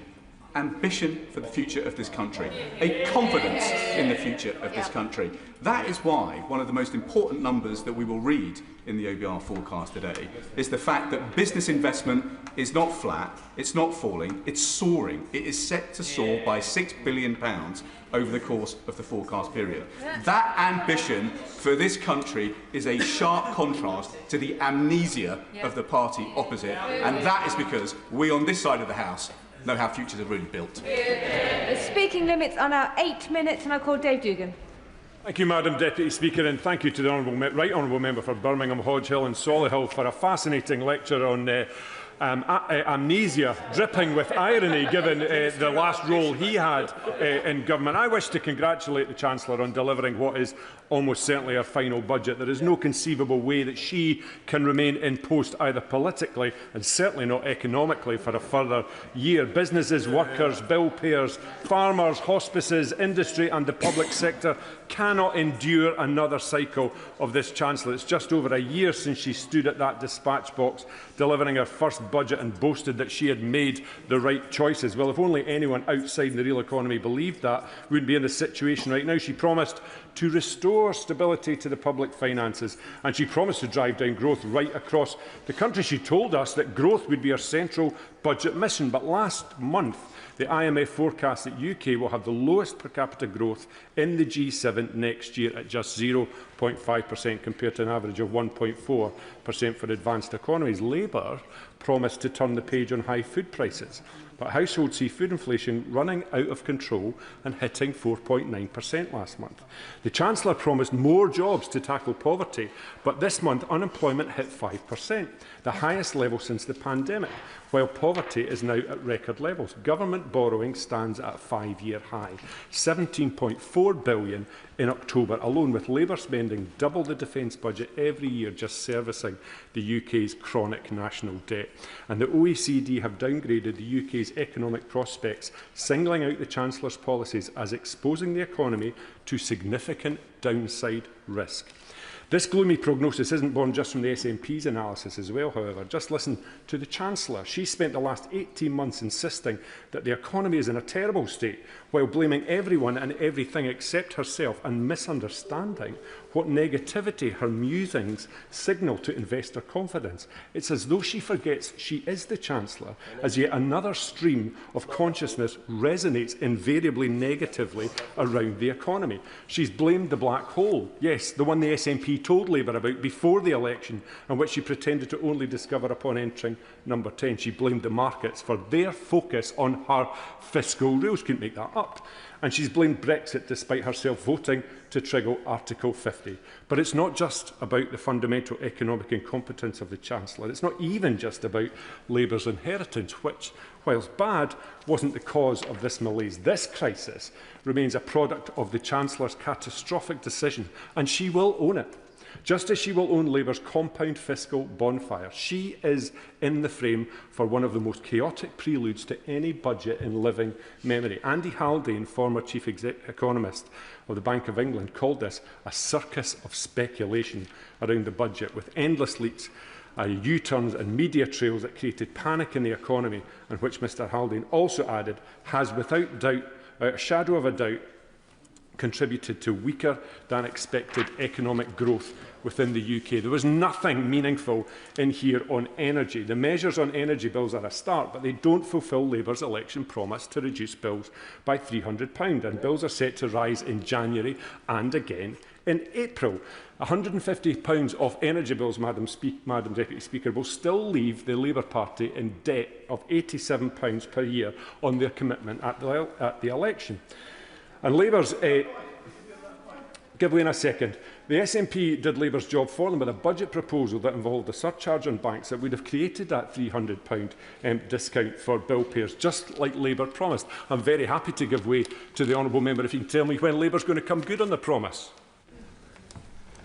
Thank you. I do thank him for giving way. Of course, if he takes the time to read our manifesto, which we were elected on in Scotland, that promise was to be met at the end of this Parliament. So we're actually ahead of schedule.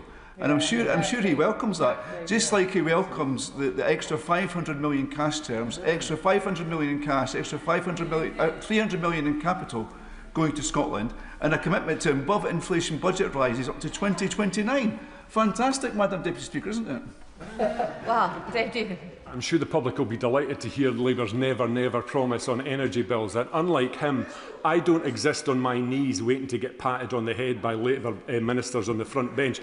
I'm off my knees, and the consequentials that we get, the consequentials we get in Scotland are a consequence not of largesse by the Labour Party, but of the taxes that Scottish enterprise creates within this so-called United Kingdom. Nothing here, Madam Deputy Speaker, on the energy profits levy, which is putting North Sea oil and gas into an early grave. As things stand, 42% of firms in the North Sea oil and gas sector forecast revenues for 2026 expected to come out from outside the UK's continental shelf. An analysis earlier this month from the Fraser of Islander Institute showed that the industry is undergoing an accelerated decline. In my view, Madam Deputy Speaker, as a direct result of this Labour government who don't understand energy or the economy. This is Scotland's reality within the so-called union. Our future and our natural endowments decided upon by Westminster ministers rather than the people of Scotland. It must really stick in the craw, especially of Scottish MPs, when they come down here to toe the party line and see the difference that Scotland has had under the SNP since 2007. SNP GDP in Scotland per person has grown by 10.2% compared to 6.8% in the UK. Productivity has grown in Scotland at a rate of 0.9% per year compared to 0.3% per year in the UK. And Scotland attracted 135 foreign direct investment projects in 2024, maintaining our position as the top performing part of the UK. In that regard, they're not so keen on the facts. And Scottish Labour MPs jump up and down about the new minimum wage, despite the fact that their constituents and mine are already on more than that as a result of the Scottish living wage at £13.45. And there was little today to suggest that Labour grasps the severity of the cost of living crisis, which for many people feels endless. Inflation has almost doubled under Labour, and food prices are up a staggering 37% over the last 5 years. People are rightly asking, what is going to sort this? Well, I can assure them it's not Labour. And on the two-child cap, I'm very pleased to see that it's gone and taken with it the appalling rape clause. It's just a shame that all the Labour MPs that were cheering the Chancellor when she announced that today didn't vote with the SNP in September 2024 when we tried to get that removed in our motion. Rank hypocrisy. Businesses in the last year are now in the position of surviving, trying to survive this Labour government rather than trying to thrive and invest. Businesses know that this Chancellor doesn't understand business. Family-owned businesses feel this most acutely, and farm businesses know that the Labour Party is out to get them. Today's announcements will not repair the damage to the reality that exists for many businesses, and it's already too late for some. Whisky duty going up again, Madam Deputy Speaker.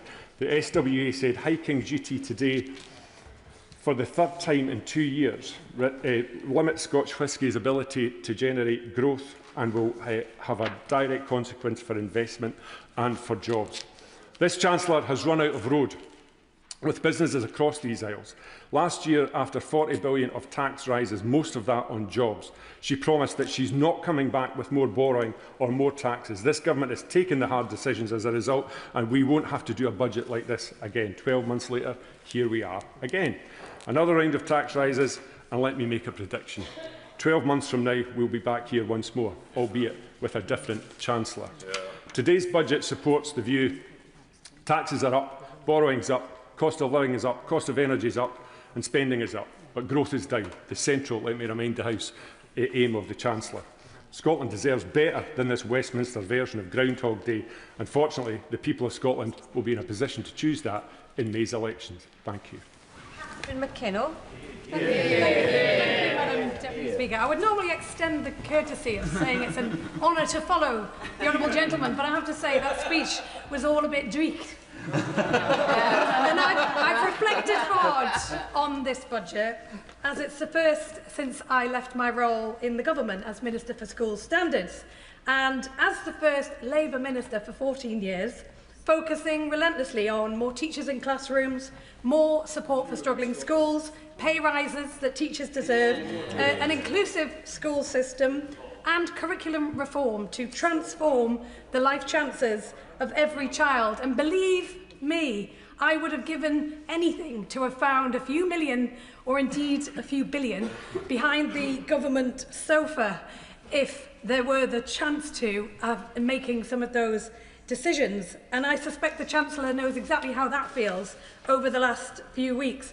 But that is one of the reasons why I've now joined the Public Accounts Committee, scrutinising public spending, drawing on those experiences of making those tough decisions in government about how we spend the public's money. And I've really enjoyed the deep dives we've done, examining how public services are delivered, where schemes fail, making sure lessons are learned, and making sure we spend every pound the best way possible.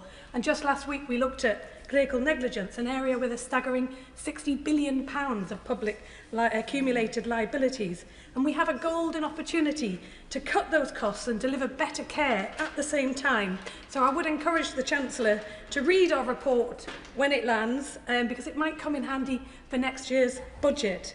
And in the meantime, I also wanted to thank the Chancellor for her comments on the... Oh, I will give way. I thank my honourable friend for taking an intervention. I wonder whether she would agree with me that the cost of clinical negligence claims in maternity services is now greater than the cost of maternity services. Wow. I absolutely share those concerns, and I know the Right Honourable Member for Godalming and Ash is also very keen. So I think we have cross-party interest across the House in making better use of these resources.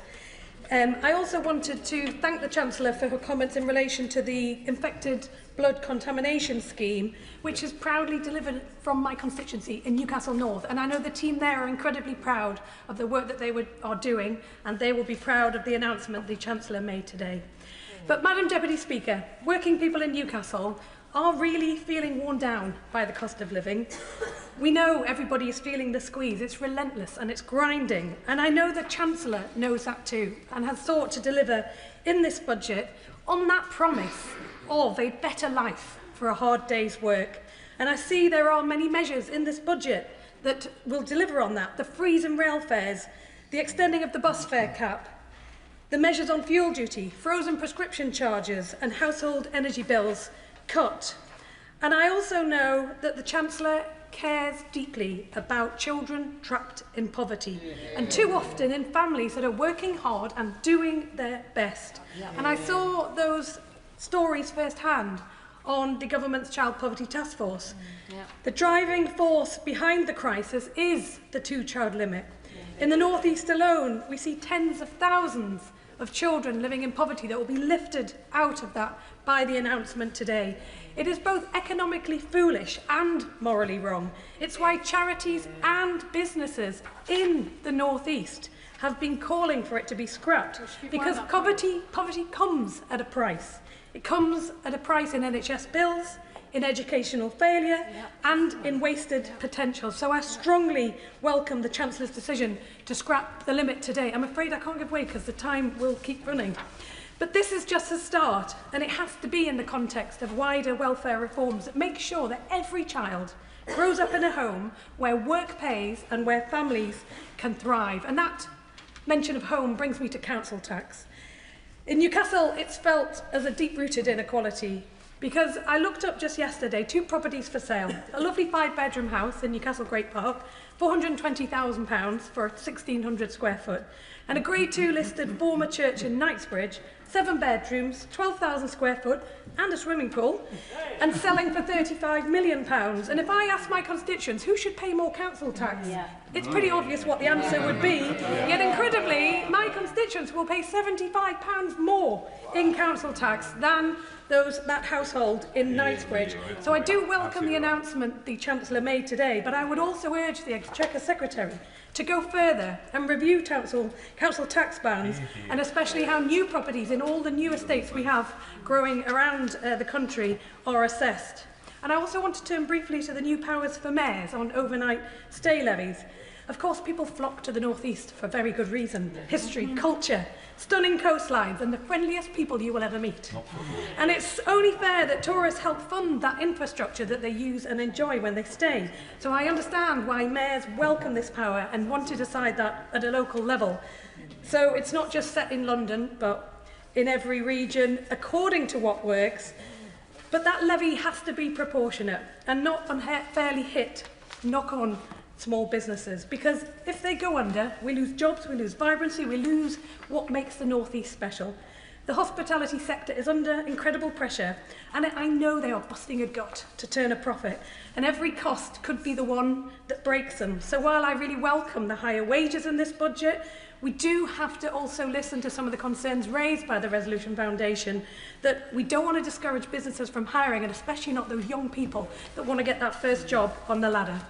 And finally, on electric vehicles, I do appreciate the changes that have been announced on pay per mile, but the affordability of electric vehicles remains a barrier to some who do want to buy one and they do want to do the right thing, and many workers do have access to salary sacrifice schemes to help make that switch.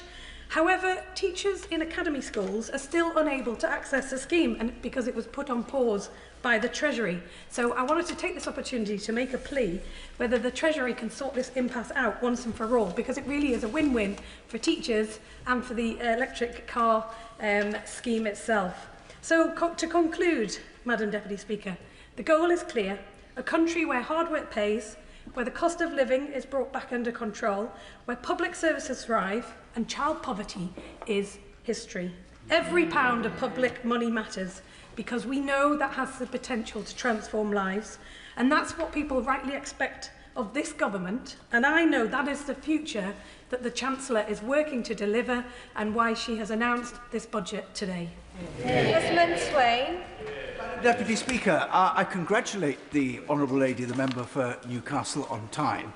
She caught my eye earlier. She was cheering the Chancellor with such enthusiasm, even more so than her colleagues who were making a pretty good fist of it. I recall cheering a Chancellor during a budget speech. Did you get a job? And then, notwithstanding Where's your job, Deputy? notwithstanding the misgivings that I had, nevertheless, I cheered with gusto. And then somewhat later, I found myself on a train to Oxford to defend the government in the annual union debate of no confidence, and received the news on the train that the Chancellor I had been cheering had been sacked. not a particularly good wicket to go out to bat on.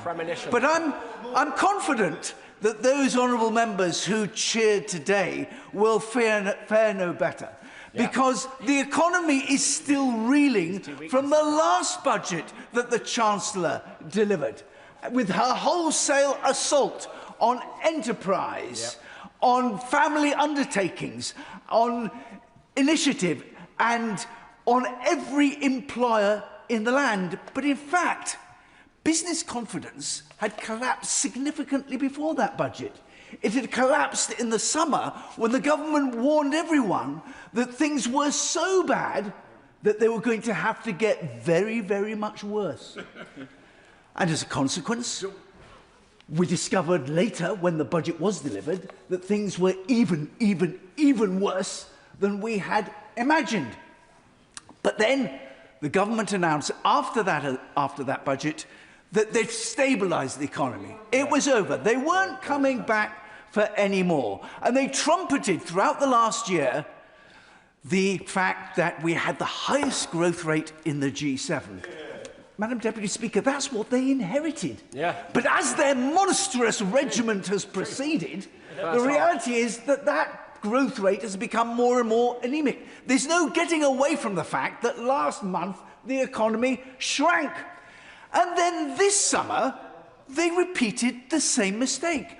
All we got throughout the summer was horror story after horror story of kites being flown, of ghastly taxes that might be imposed upon us. Most unwelcome for businesses planning investment and for anyone planning to take on workers. These interventions move some markets and make others absolutely sclerotic. It's a disaster. And when I challenged the Chief Secretary last week with the example of Hugh Dalton, who properly resigned over a budget leak, I was astounded that the Chief Secretary admitted at the dispatch box that he had no idea what I was talking about. Isn't that extraordinary? And against this background, there's always that chilling presence of the huge increase in trade union power that is part of the bill that is currently before Parliament. But their anti-growth agenda is only half the story. The other half of the problem, I thought, was excellently expounded by the father of the House. The reality is that the government's bloated expenditure plans have overshot by 4%. And we have this enormous growing benefits bill. The disaster was that the government withdrew from its attempts to provide some modest restraint in the growth of that bill. And as my right honourable friend says, we now face a bill running annually at £300 billion, £212 billion of which is for economic activity for people who are under no obligation to work. 4.3 million people, growing at a rate of 130,000 per month. It is completely unsustainable. And it's to be paid for. It's to be paid for by increasing taxes. Taxes that disproportionately attack those people who are already contributing the most. The entrepreneurs, the investors, the very people who can take their investment, their vision, their skills, their employment elsewhere to where the business environment is rather more friendly. And they're doing it in droves, and they're doing it to such an extent that even the business secretary has remarked on it and spotted it. We are facing a situation increasingly where there will be fewer and fewer people able to pay for the bills of this increasing burden of people who are economically inactive. So as I reflect on the fact that as we approach this, I do wish the honourable gentleman would be quiet. He's insufferable. As we approach government activity accounting for 45% of the economy, I always thought that, no, I'm not going to give way, I've reached my peroration. I always thought that the result would be the totalitarian hand clenched in anger. Yeah. Actually, and I read, the road to serfdom. Actually, it's turned out very, very different. It's not the totalitarian hand clenched in anger. It's his hand open, dishing out largesse. It's turned out not to be so much the road to serfdom as the road to penury. Cat Smith. Thank you, Madam Deputy Speaker. Well, follow that, I